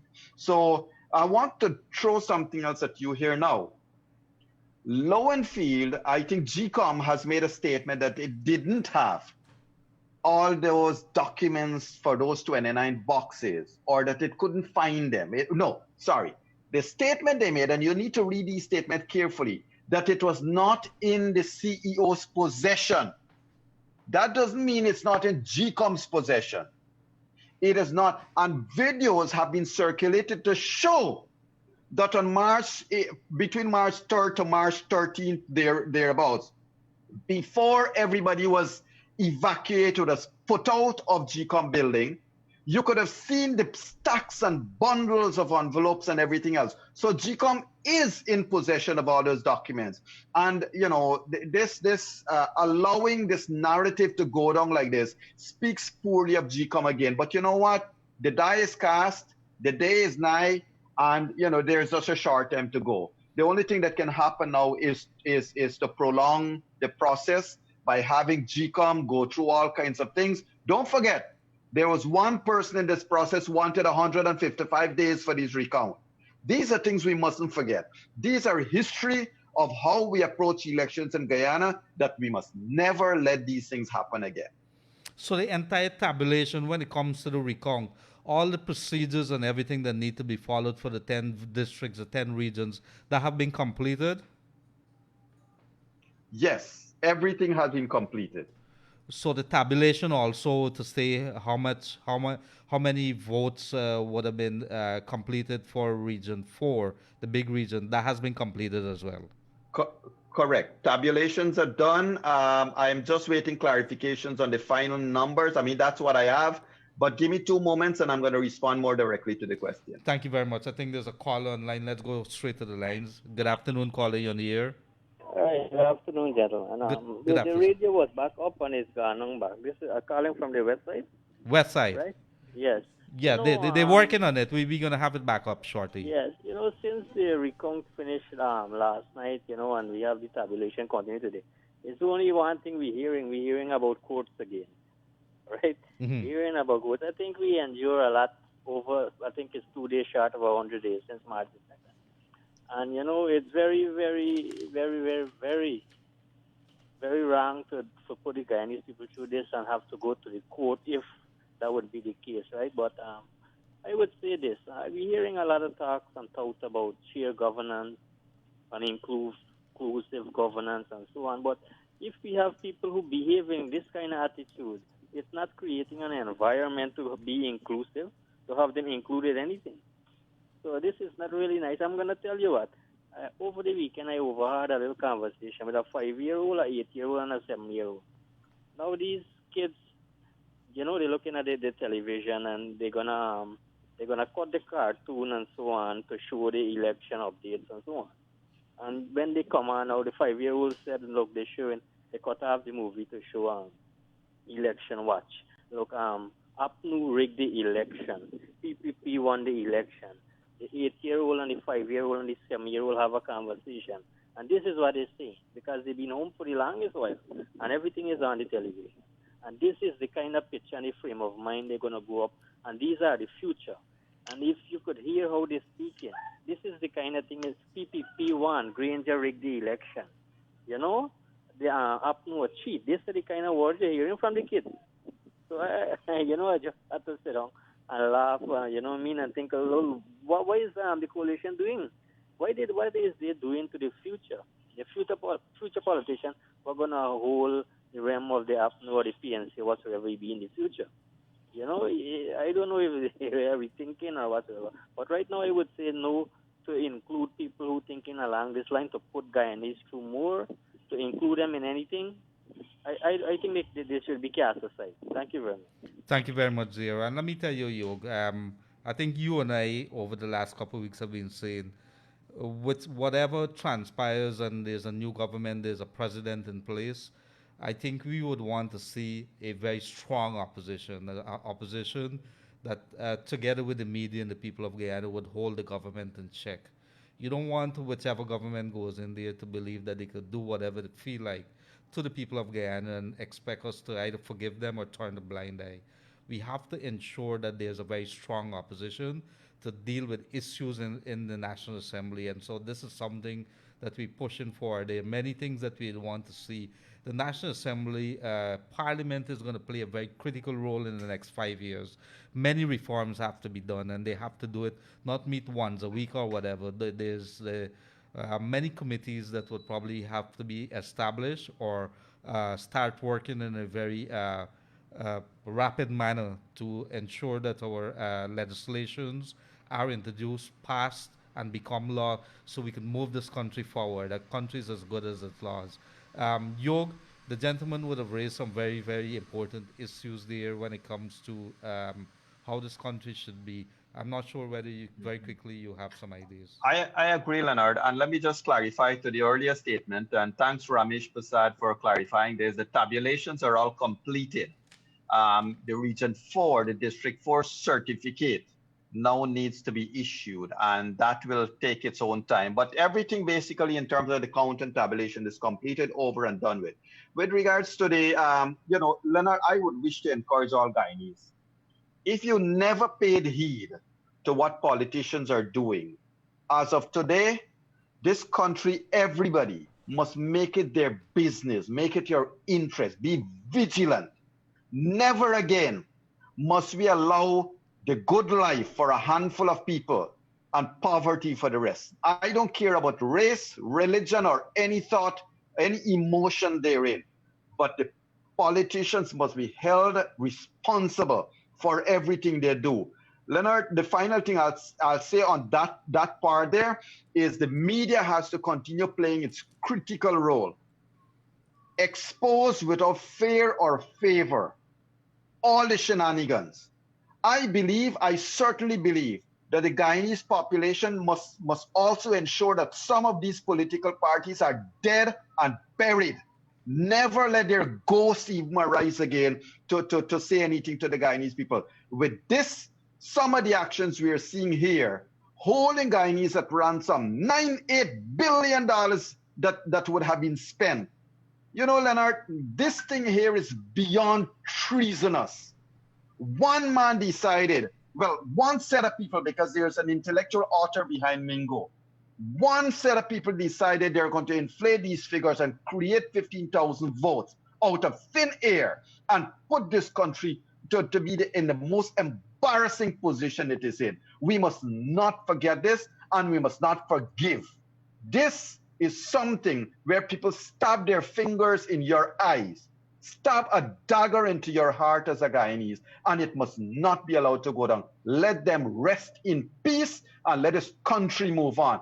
And if the new government, Mr. Irfan Ali, has to realize this country has given him an opportunity like it gave Mr. Granger and like it gave his predecessors.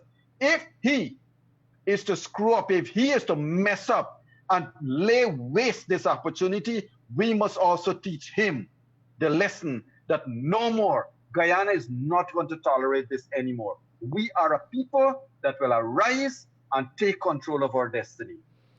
I agree with you there, Dr. Yog Mahadeo. And so we have a text here. Good afternoon, Leonard. I've tried my best to call in this program. Until now, I'm unable to achieve. However, I'd like to comment on how Guyana should move forward. It is my strong belief that if one gets a wound and that wound is infected, then the only way to get that wound rectified is to destroy that infection. Hence, for us to move forward, we need to deal with those who've committed electoral fraud and aided and abetted Mr. Mingo.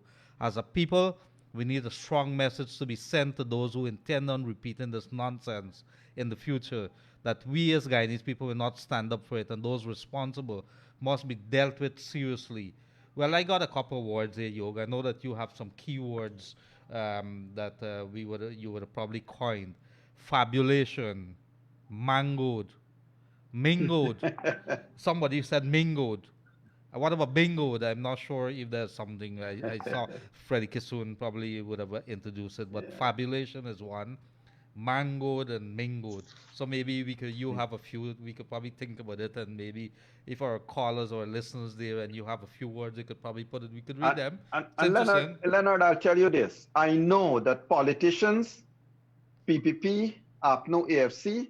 I mean, APNU+AFC paraded all of the PPP people in front of the country and did not charge one of them.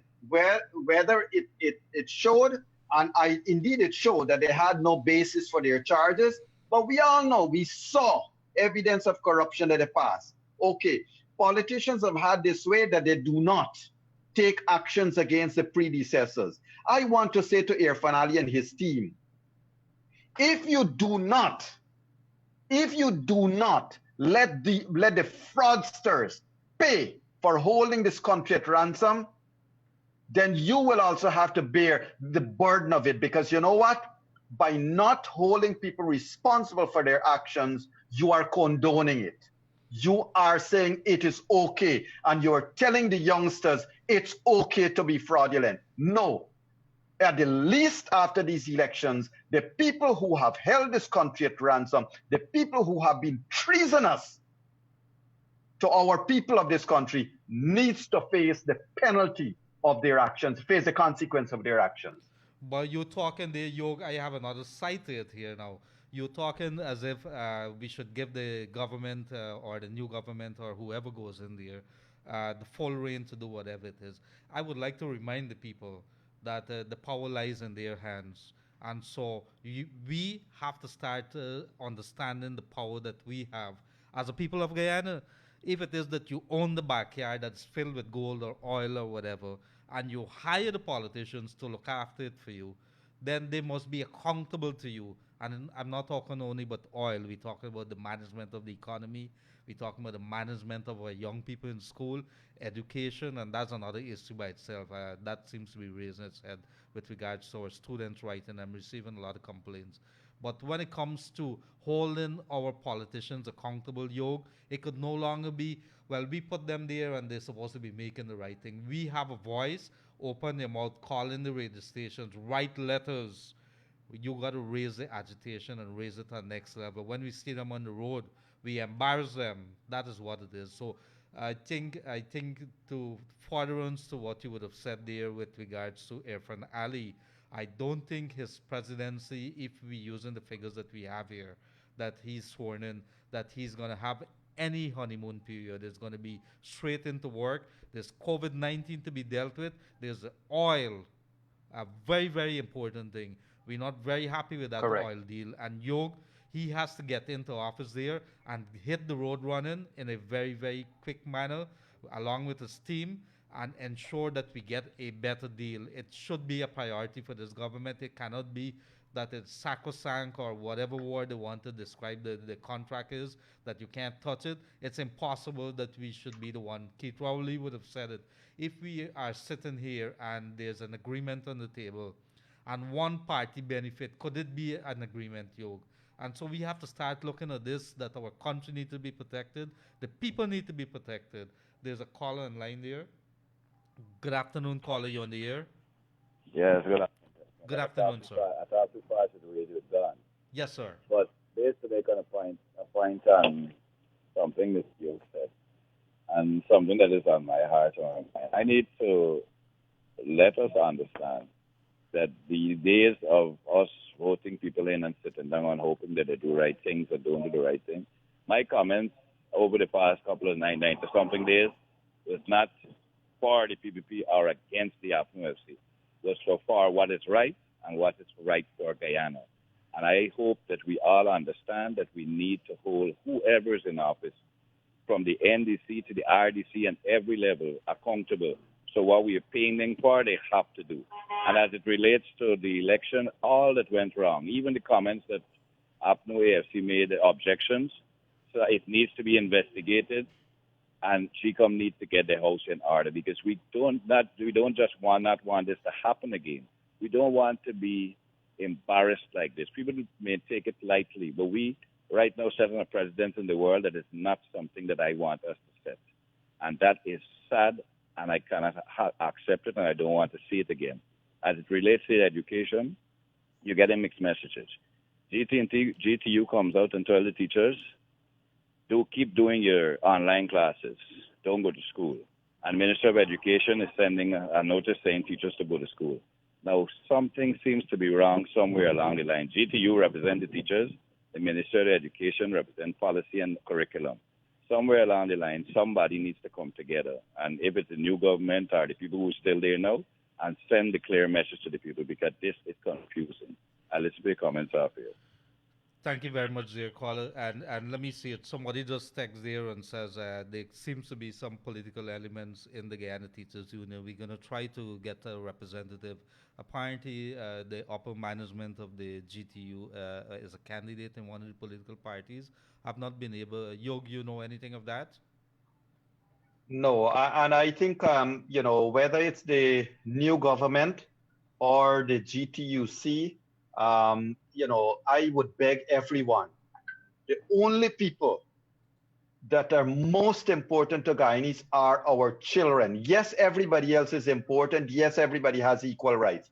But we got to make decisions that takes our children in consideration, because one day we adults are gone. And I'm sure, Leonard, I am sure that teachers, they're adults, they're teachers after all. And they know how to protect themselves. Students put their lives into teachers' hands. I hate to see that these things are happening just at the brink of the swearing in of a new government. But I'm hoping that a de-escalation will happen very quickly and good sense will prevail, because our children need to move on with their lives as well. We cannot hold the children at ransom now. Absolutely, dear Yog. And let me tell you also that a government, a president, does not represent a party. He represents the entire Guyana. Should be a president for all Guyana. And here is a comment by one of our listeners there. Good afternoon, Mr. Leonard and Dr. Mahadeo. After the next government is sworn in, they should try to do the best to reach out to the half of the population who felt they have lost. People may be worrying and may actually be heartbroken right now. So it is a duty of the government to try the best to reach out and assuage the fears of those who feel defeated. Quite right. They should not. And I heard people saying losers and winners. It's something that I don't really agree with. All Guyana should win. There should not be any part of Guyana that feel as if they have lost in this. They should know that yes, a party might have lost, but when it comes talking about losing, we should be ensure that Guyana does not lose. The people should win, and therefore, yes, we didn't win, our party didn't win, but we have not lost. We have a government that is endorsed by the majority of Guyana, so we have to look at it from that side there. Correct. And I agree, Leonard. And the other thing I'd like to quickly add, if you don't mind, sir. Look, it's easy. It's easy for us to say that the PPPC or the new government must pay a lot of attention to the losing side. I would like to put it like this. The new government must pay attention to everybody. Don't pamper to any, fulfill your mandate. Your mandate is to look after everyone without fear, without favor towards anyone. It must not be families and friends. It must not be party loyalties. It must be on an equal basis for all. At the same time, though, Leonard, the people of this country has to realize that the way our politics is structured, those regions, some of the municipalities, I mean, we know this. This is our history, Leonard. Governments would tend to give money from their central funding, consolidated funds, allocation, or whatever you call it. They give money to the various NDCs. What happened? They don't use it. They punish their people because of politics. And at the end of the year, they send it all back. It's unused. All the allocated funds are unused. Just because they feel if they use it, the government that they don't back will look good. So you have a problem in this country, and the problem does not only lie with the government of the day. It lies with the outliers, with the outlying communities. And so the people of this country has to be vigilant to ensure that a government must not be seen to, and neither must it be in any way partial to anybody. Absolutely, dear Dr. Yog Mahadeo. And there's a caller online. Let's go straight to the line. Good afternoon, caller, you're on the air. Hi, good afternoon, Mr. Leonard, and good afternoon, Mr. Yog. Yog, yes.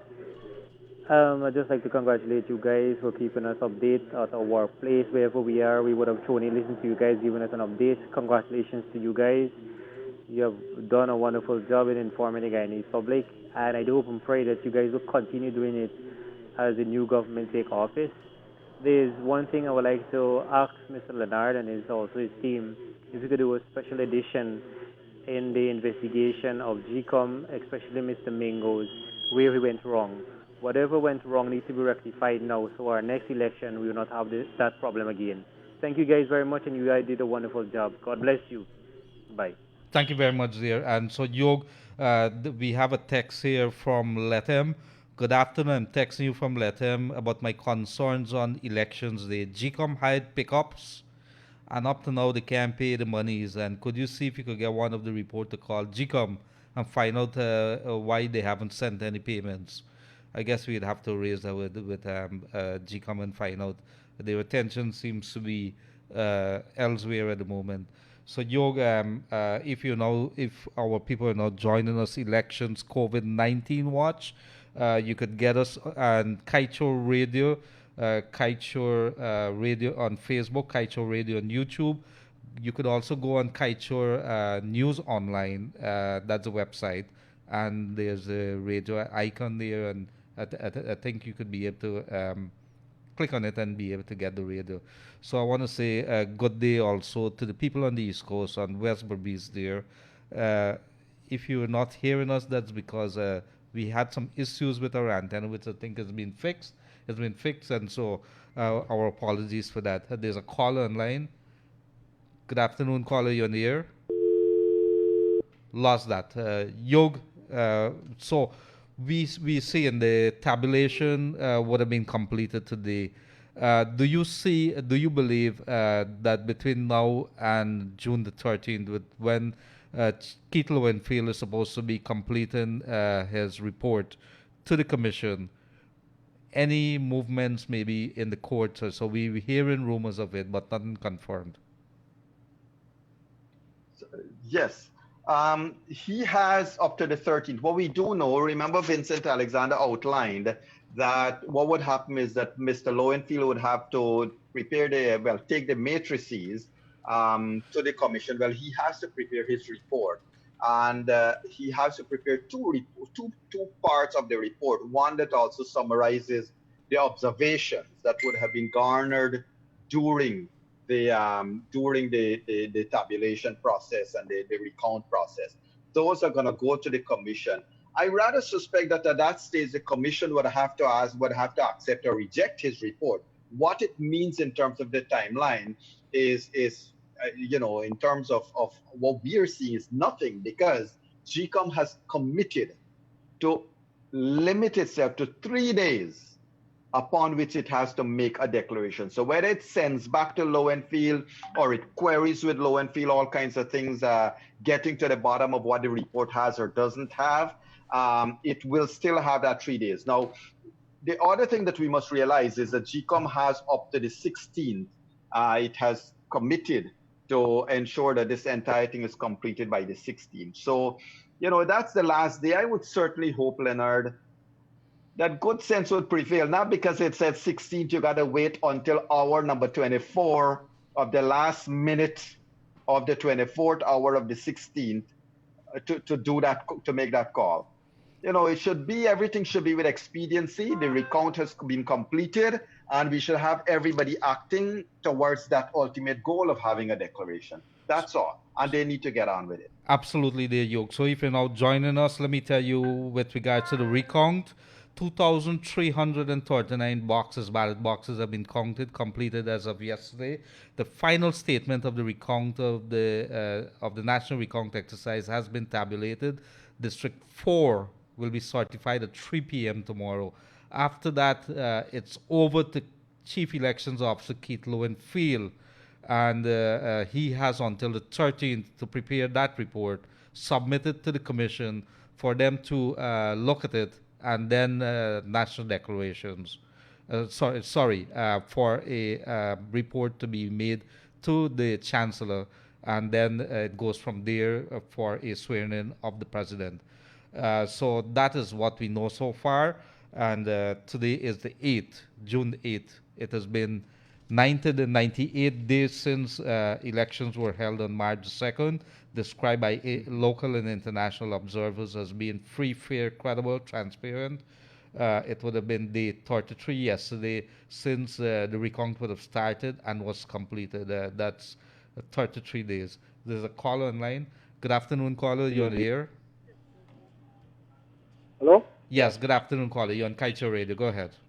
Yes, sir. I'm listening to the program. I want to ask a question. Now, what will PPP do with the 50% increase that APNU give themselves in 2015?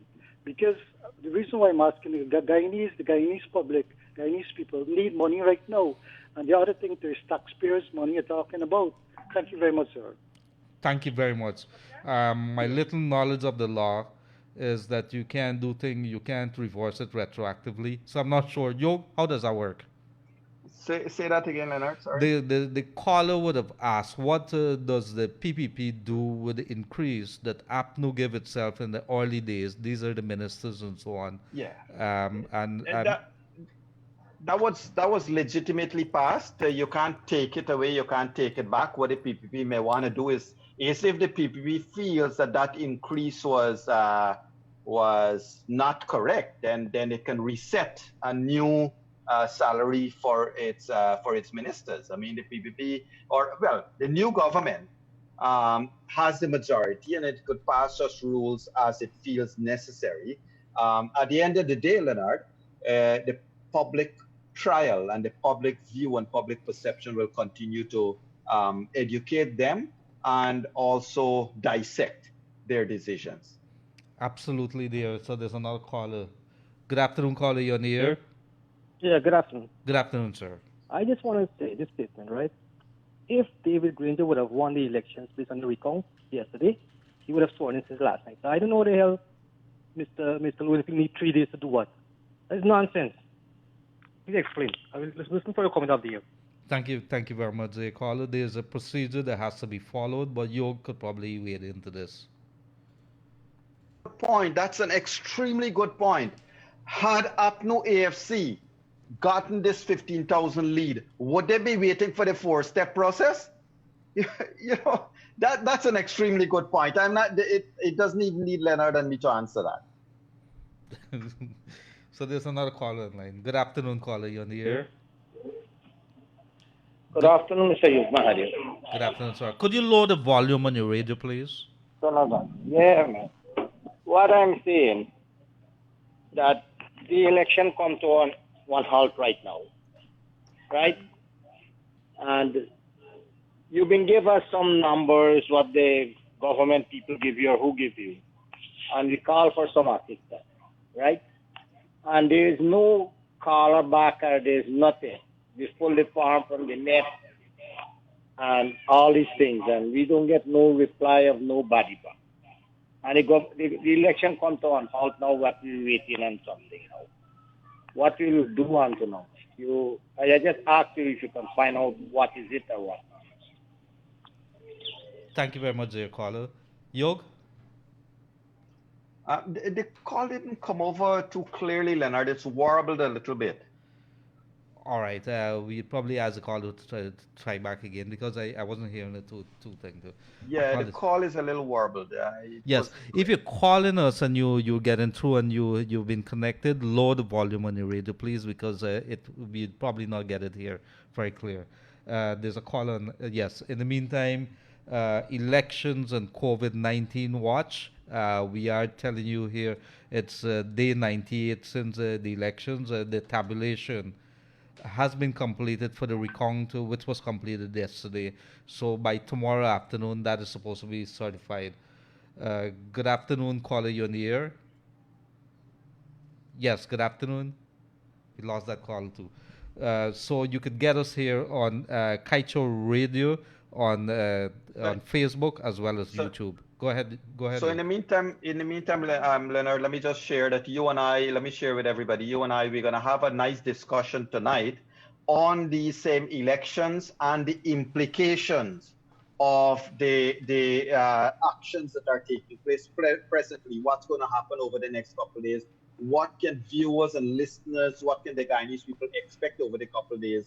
And especially with regards to that part of the order that looks towards the reconciliation of ballots versus spoiled ballots and stamp, all of these mysteries that are now thrown up. We're going to be looking at that tonight. In addition, we'll be dissecting Granger's four-pronged speech that he made.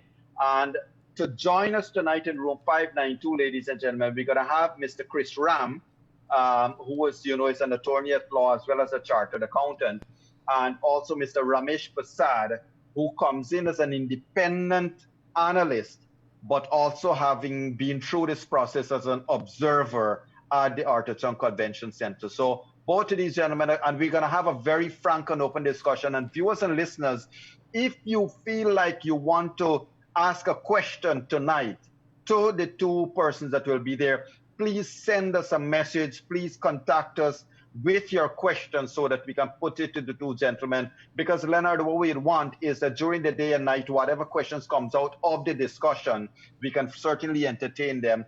And if the time, and we have a prolonged timeline tonight again, Kaicho Radio Management has agreed, has in fact encouraged us to go beyond. Like today, we are going up to 4. Tonight, it would be from 7:30 to 9. So it's Chris Ram and Ramesh Prasad tonight, Leonard.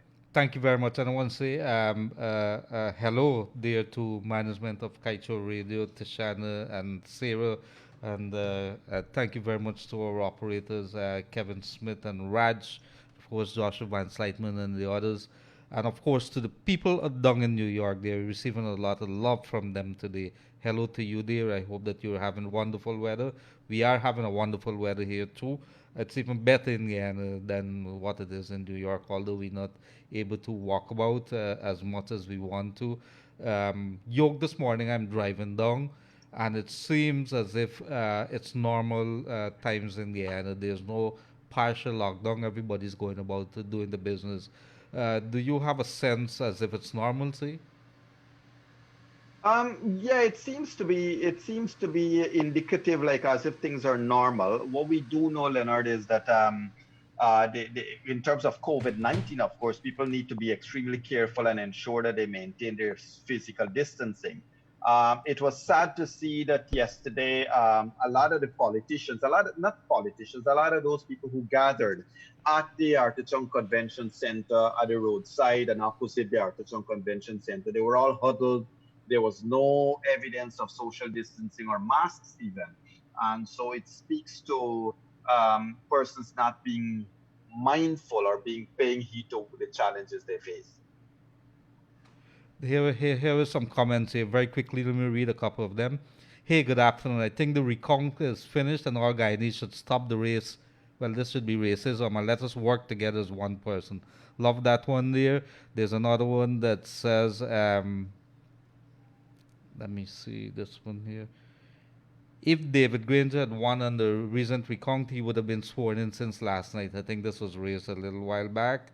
With regard to the GTU, somebody says Coretta McDonald is a candidate for the APNU from GTU. Somebody would have texted us that.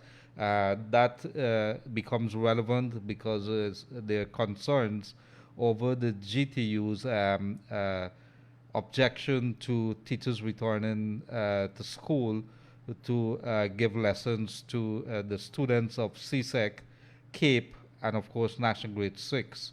It has been announced that the exams would be written next month. With regards to grade 6, I think 2nd and 3rd of July are where the exams are set. So there was the order last week to put the students back in school, space them out not more than maybe 15 per classroom, and they would stagger them, and then they would have to wear masks. And on exams, they have set out the conditions and the way the students could be in school there. So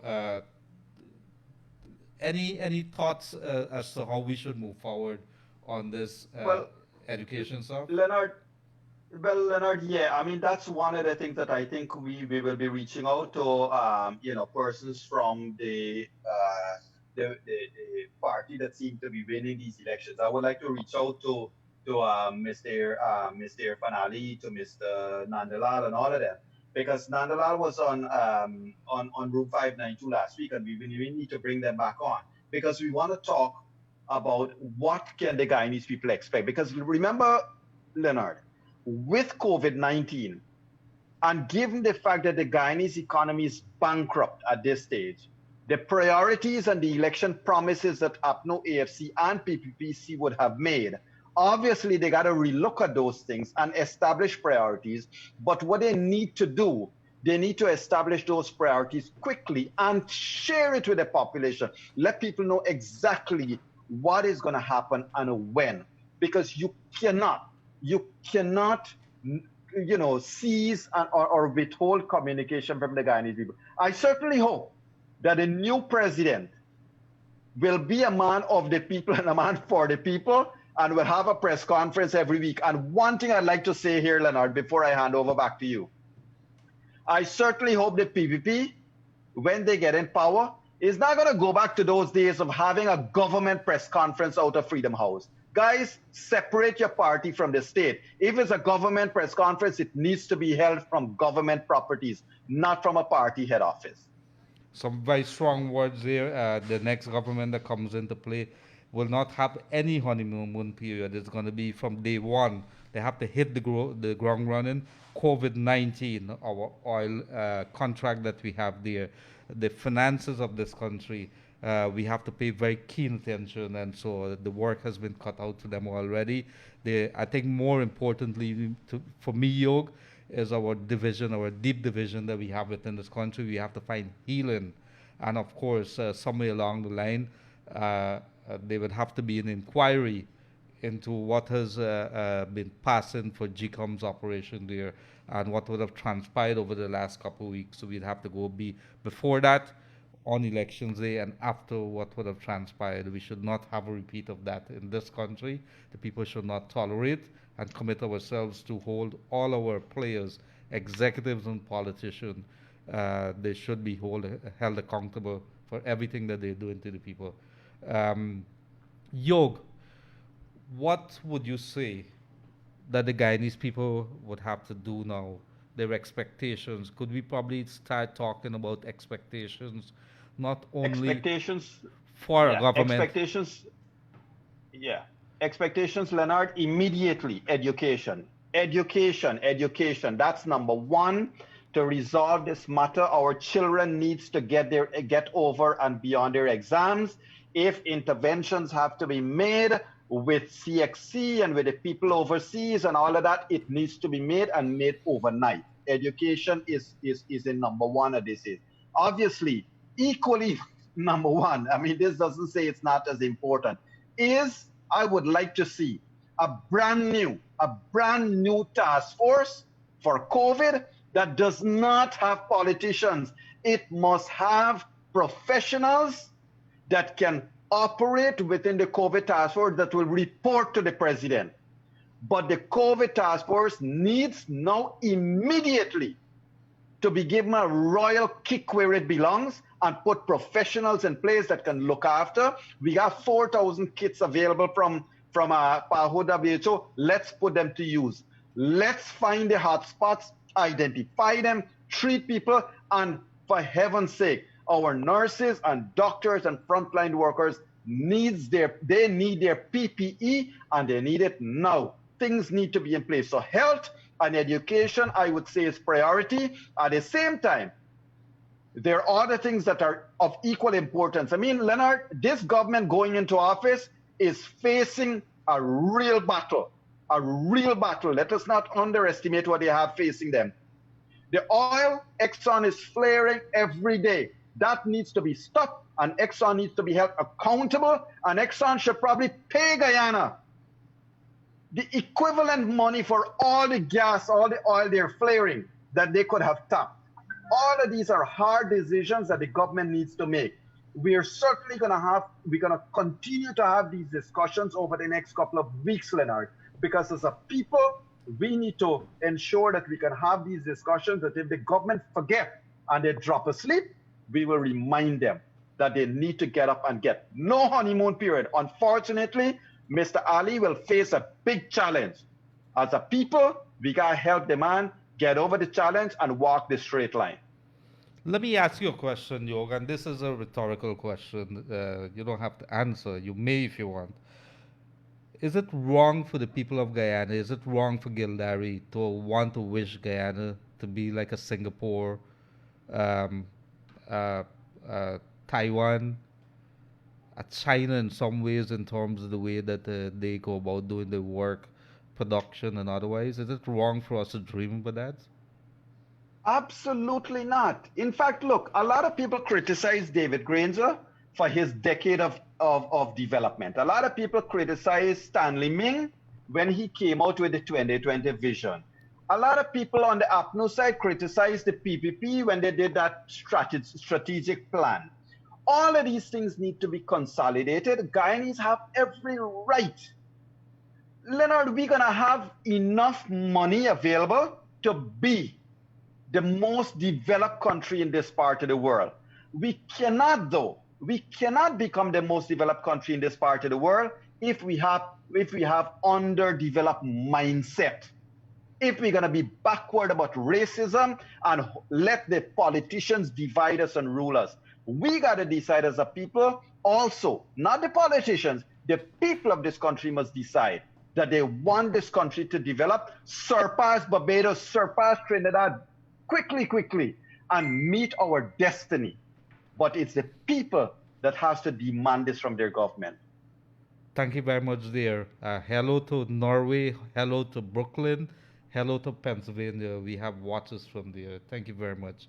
And so there's a caller online. Good afternoon, caller. You're on the air.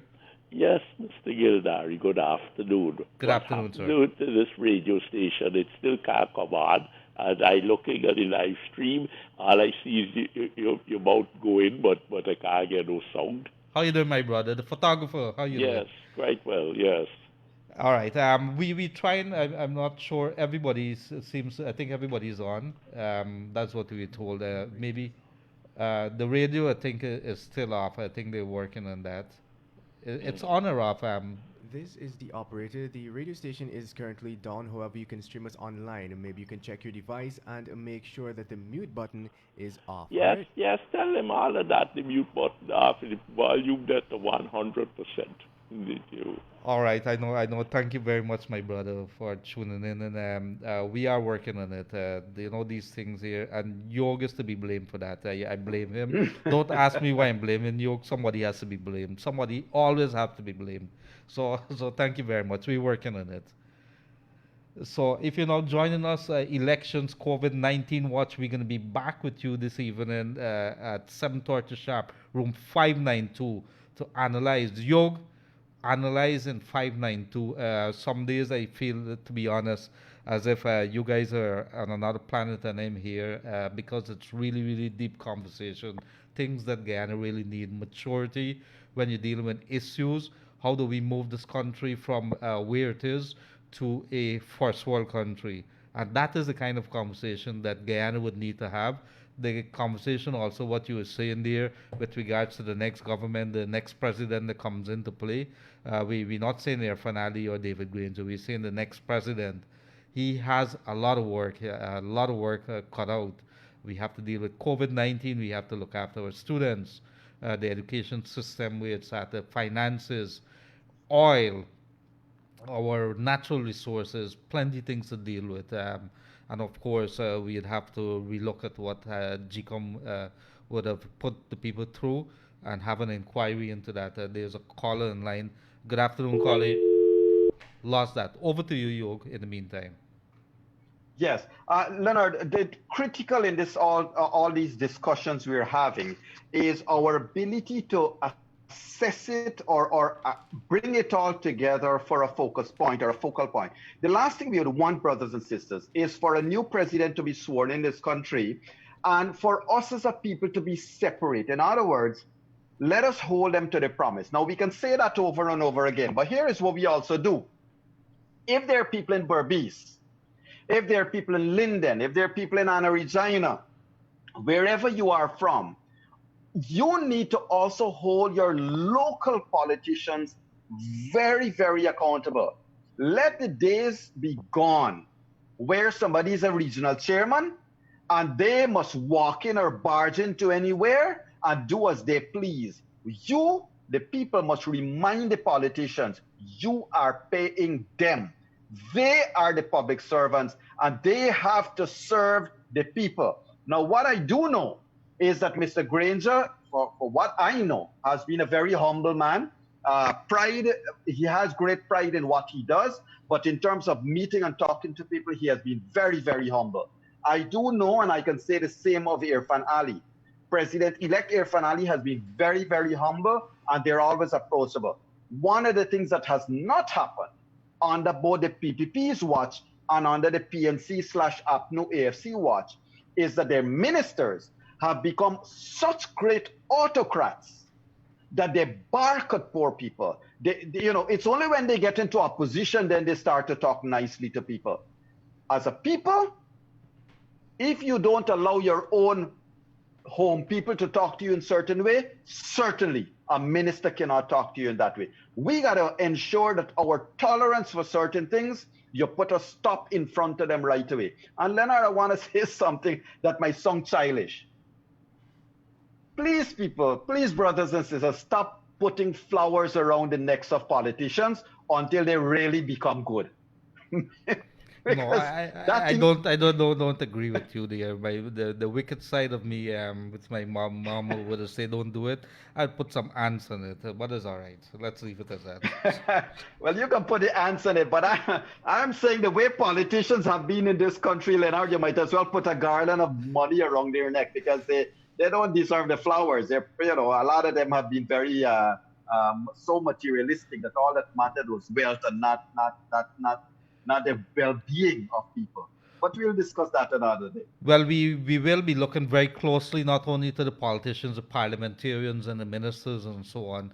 We'll be looking very closely to the mayors and the city councillors and the NDCs, the chairman and the councillors, because these are the people who would have become little kings in the little domains and they stop looking at the people. You would see a drain being cleared behind you and then a road being looked after. Nobody knew where the contract went to. Nobody knows how they're spending the money. All you just know is that maybe a next street is being repaired and your street not being repaired. When you get them, yes, we don't have money, but you see in the high mark in somebody's yard as a friend of theirs. So we got to be careful about these things here. There's a call online, 226-7453, or you could get us on 6222222. We apologize today. We have some technical issues with our equipment down at Eccles. So if you're along the East Bank there, you're missing us on radio. It is because we're trying to get that fixed. So Yog, in the meantime, and the abuse of state assets too, Leonard. For people who are in power, the government vehicles and all of those things. I mean, as a people, we need to be vigilant that state assets must not be abused, and the vigilance that the scrutiny that we will be putting them through it's going to benefit us all, because if the politicians do not waste taxpayers' money, we will come with a faster rate of development as a people. Right, and so there's going to be mechanisms. I think in terms of accountability, you have a camera, you have a camera phone. Take some pictures when the vehicle, the pickup that belongs to the NDC is parked by a rum shop, or they're at a place they're not supposed to be, or if you see a drag line or a high mark that is supposed to be, or that is in a place that it's not supposed to be. It's very, very simple to deal with that. Let us know that the power is in our hands. There's a caller in line. Good afternoon, caller. You're on the air. Good afternoon. Let me just turn on this radio. Yes, sir. My name is Councillor Oren McDougall. I'm a councillor at Port Moran Johns, NDC. Yes, sir. And for the longest while, we've been having issues with the LGC. They're not performing to my anticipation. The LG what? LGC, the Local Government Commission. Yes, sir. We have issues with the administration. Very long time and a very long rap sheet against the overseer at Port Moran Johns, NDC. And to date, up till now, the LGC seems not to want to function, to do their job, to correct this problem. The problem to be corrected is to get rid of the overseer. I hope now that the word around is that the People Progressive Party Civic has won the elections, when it's becoming confirmed and sworn in by Dr. Irfan Ali, that either they disband the LGC because it's not functioning. I don't believe that it's a worthy cause. And two, that they put back the responsibilities of the LGC to maybe the permanent secretary of the Ministry of Communities, if the name changes back to some other thing, that ministry controls the decisions that used to be the LGCs, because the LGC is not working. That's it, caller? That's it. Thank you. Thank you very much. I would not recommend that we do away with constitutional bodies like the Local Government Commission or the Public Procurement Commission. They are there for a reason. If it doesn't function, that's another issue. It means that the people there have not been doing their job, and so maybe we need to change them. I could tell you I went into the Local Government Commission one time as a reporter to find out something that's literally thrown out. And that's something that's very sad, just to find out something. So I could imagine what's like when the normal persons try to engage them. I'm not sure if these bodies really realize the task that they, or the mandate that they've been given by the people of Guyana, and places like the Procurement Commission, the Public Utilities Commission. These are bodies that has to function. They have big responsibilities to the people of Guyana. And when they don't, they have been given millions of dollars to run their operations. It is totally unacceptable, some of the complaints that you're getting. And this is a councillor that is basically raising that issue. Yes, and he is right, and you are right. Look, the reason why these commissions, why these bodies were set up, was to fulfill a mandate for the people. They were to fulfill a mandate that would have been seen to be necessary, or else we would not have those set up as constitutional bodies. And so it's extremely important, Leonard, and also extremely important is don't underestimate the role that the Ethnic Relations Commissions and all of these bodies, the PUC, for example, has to play. Unfortunately, what has been happening in this country, and I don't know that it will change, but unfortunately, the people who comprise the members of these commissions are appointed by politicians. How we can get around that is another story, is another question, because I don't know the answer to that. But the truth is that you look at Sarah, you look at, where's the other one? All of these bodies, that's supposed to look at state asset recovery, supposed to look at money laundering. When you look at it, at the end of the day, it's a group of politicians in a parliamentary committee and subcommittee that will decide who takes these positions. At the end of the day, too, Leonard, there has not been, I believe, there has not been enough transparency with regards to the people who are appointed to these commissions. So all of those things we need to look at. And I would like to repeat, Mr. Ali has a hard job ahead of him. It's not going to be easy. And sir, if you're listening to us, we're not going to make it easy for you. What we will do is help as far as we can. But I would like to see things like, thank you, my brother Feroz, things like Soku and Sarah and all of these things need to be independent of politician and politics, or else we're not going to move on as a people. Thank you very much there, Dr. Yog Mahadeo. There's a caller in line. Good afternoon, caller, you're on the air. Hi, good afternoon. Good afternoon. I'm calling from Firish. Firish, quarantine. How are you doing? I'm good, I'm good. Thank you. I love your program, and God bless you guys for doing a good job. Thank you. My concern is the NDC, right? My husband was a councillor last election, right? So now the NDC people, they clean the trench, right? And what they did, they take the stuff and put it on the street. And it's looked more dirty than when he went in the trench, you know? Mm-hmm. So my husband told them to clean it up. You get a trailer, and you pick one time, and you put it in the trailer, and, you know, you get the place clean. Now it's so dirty on the street, you can't walk. When the cow pass, they pull this trash and everything. You know, it's so dirty on the street, and it's look very bad. And when you give a complaint, they get words to tell you, and that's not nice, you know? Right. It's very bad. And it's look more dirty than what is being in the trench. All right, thank you very much. There any other issues, ma'am? My concern is with the election. I think Mr. Ranger should have been give the president a chance to swear in, President Ali, you know, and he's not doing nothing for the country. The first thing that they promised, they didn't do. They raised their salary. They closed the estate. They didn't do nothing for the people there. So I'm glad that PDP is up, and if they could give a chance and let the people them get a government. You know, we really need a government. Thank you. Thank you very much, dear. All the way from Firish Quarantine, East Bubis. Thank you very much, dear. Yog, interesting call there. It brought back to the point of ensuring that our local government entities, the NDCs and the RDCs, they all work. But not only that, I think more importantly, what we would have seen raised by the caller there is how do we have the mechanisms if you have complaints? Could you complain to somebody? Are they going to listen to your complaint? Are they going to act on it? Maybe make some recommendation for improvements. Many of these people will just they see a lady walk through the door. Oh, it's just another day in the office, and they allow it to slide. They turn the back, they forget it as soon as they leave home, or they leave to go home, or they go to the rum shop, whatever it is that they're doing.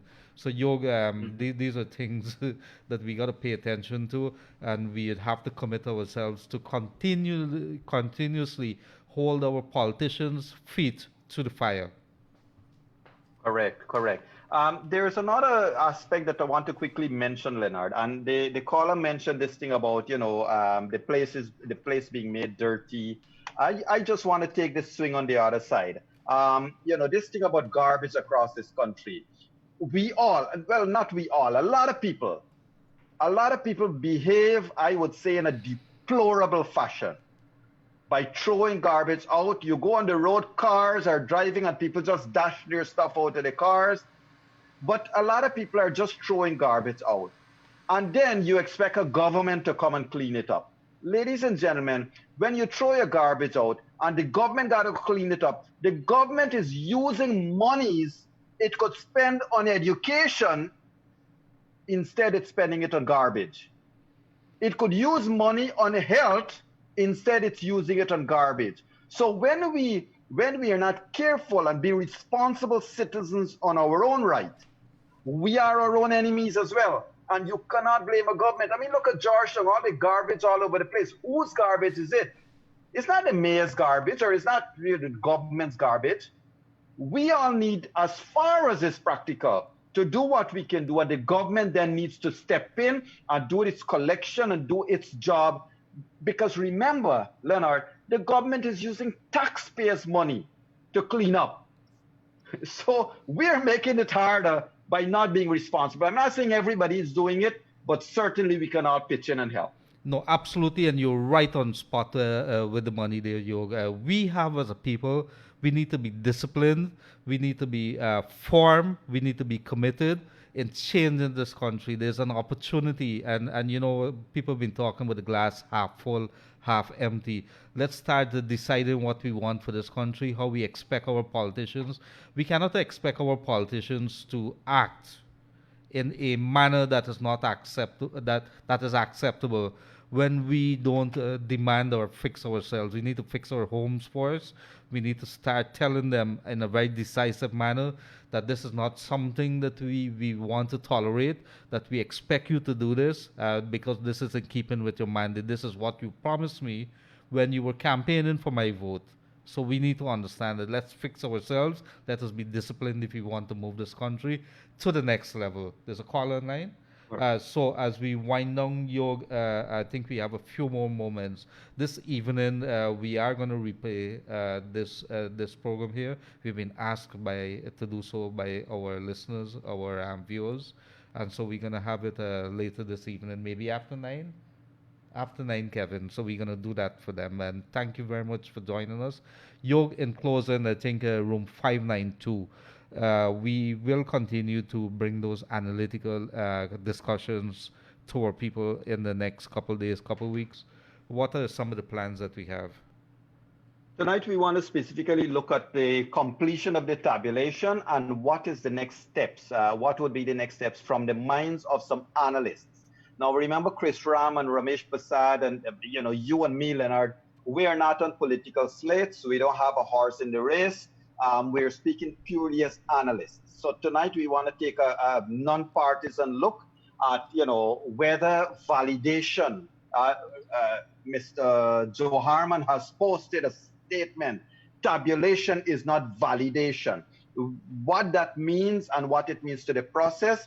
And of course, I want to ask Mr. Ram, give me his good analytical abilities from a legal perspective. What do we see Mr. Lowenfield doing in the next couple of days? And what do we see as the options that are left to the commission for the 16th? So all of that discussion we're going to hopefully have tonight in our 90-minute show. Extended show again tonight. Thank you very much for that. I think there's a caller online. We take one caller. Yes, go ahead, caller. You're on the air. Hi, good afternoon. Good afternoon, ma'am. Yes, go ahead. You're on the air. Yes, could you speak up a little? Hello? I think we lost the caller. Yes, could you speak up a little, ma'am? Yes, I think we lost that caller. Sorry about that. We like the ladies. Yoga, a lot of persons have been tuning into the program, especially a lot of housewives. People are very, very concerned. They need a way to get the message out. We will continue to do that as the program evolves. We are going past now the elections phase to past the recount phase also into results phase, and so we probably have to even evolve. So we will be bringing you the programs. We will continue opening our lines here. We want to hear from you, whether it's about your NDC, whether it's about your community leaders who have not been doing anything, whether it's your students, the students' concerns in schools. We want to hear from you because that's the only way we could make informed decisions about how we move this country forward. Very, very important. We have some opportunities now to stick it to our politicians, and that we would take those opportunities to do so. There's going to be a brand new government. There's going to be in place within in a matter of weeks, and so we have an opportunity as the people, as the employer of those politicians, to tell them what we want, how we want it, and how soon we want it. And not only with the oil, but with our finances, with our overseas diplomatic relations, so many things that we want to see for our country. And of course, crime. Yog? Correct. And Leonard, the thing is that as citizens, we have to continue being vigilant. We have to continue being a partner of any government in the future. No more must there be a separation between government and people. Government must be forced to be a government for the people. And certainly, I think that the die is cast. I would like to just say this in closing from my side, Leonard, as we look forward for the Room 592 discussion tonight. We all know those numbers. And ladies and gentlemen who deem yourself as politicians in this country, do the right thing. If you lose, get out and let me run with the biz. Let's continue to look at the business of this country. Don't hold up, don't hold on. You can fight in the courts, but people need attention. Our businesses needs attention. Our country requires attention while you're holding us all at ransom. Absolutely. And Yog, one last statement here from one of our viewers, listeners. Mr. Gildarie and Dr. Mahadeo, they have a question regarding COVID-19. Would you please find out if public servants' vacation leave can be discounted during the period when the stay-at-home order is in effect? That I don't know. I could probably raise it with the authorities, with the PSS maybe, to find out whether they would still be giving you. I presume this is a allowance if you are going on a vacation, Yog? Well, Leonard, I have seen ministries have written to persons to say that, look, you're home and we are going to deem it as part of your vacation. It is something that they, I would expect that from public servants' perspective, the public service, commission and all the relevant authorities, including the union, would be part of the decision. But, put it this way, Leonard, if we are already at home let's be practical. Let's not be emotional about this, Leonard. If we're already at home for a month, would we want to take another month of leave whilst the country needs every man, woman, and child to move us forward? I mean, we can be pedantic if we want and say, well, I still need my leave, but you're already a month at home and you're already for the public service, they were paid to be at home. So that is something, and we can certainly reach out to the Labour Office to see what are their views on it. Absolutely. I know some of it look to these vacation leave as part of the package. So it's a very good question. We're going to raise it and try to bring you an answer tomorrow when we're back with you at 1:30. We're going to try to continue to allow those calls in. We apologize for today for those technical issues. We're going to be back with you, room 592 at 7:30 p.m. sharp. Dr. Yog Mahadeo and myself, Leonard Gildarie. We thank you for joining with us, and we want to say hello right across to our people in Guyana and wherever you have joined us from. Big hello to our people in New York there. Good day and have a pleasant rest of the day until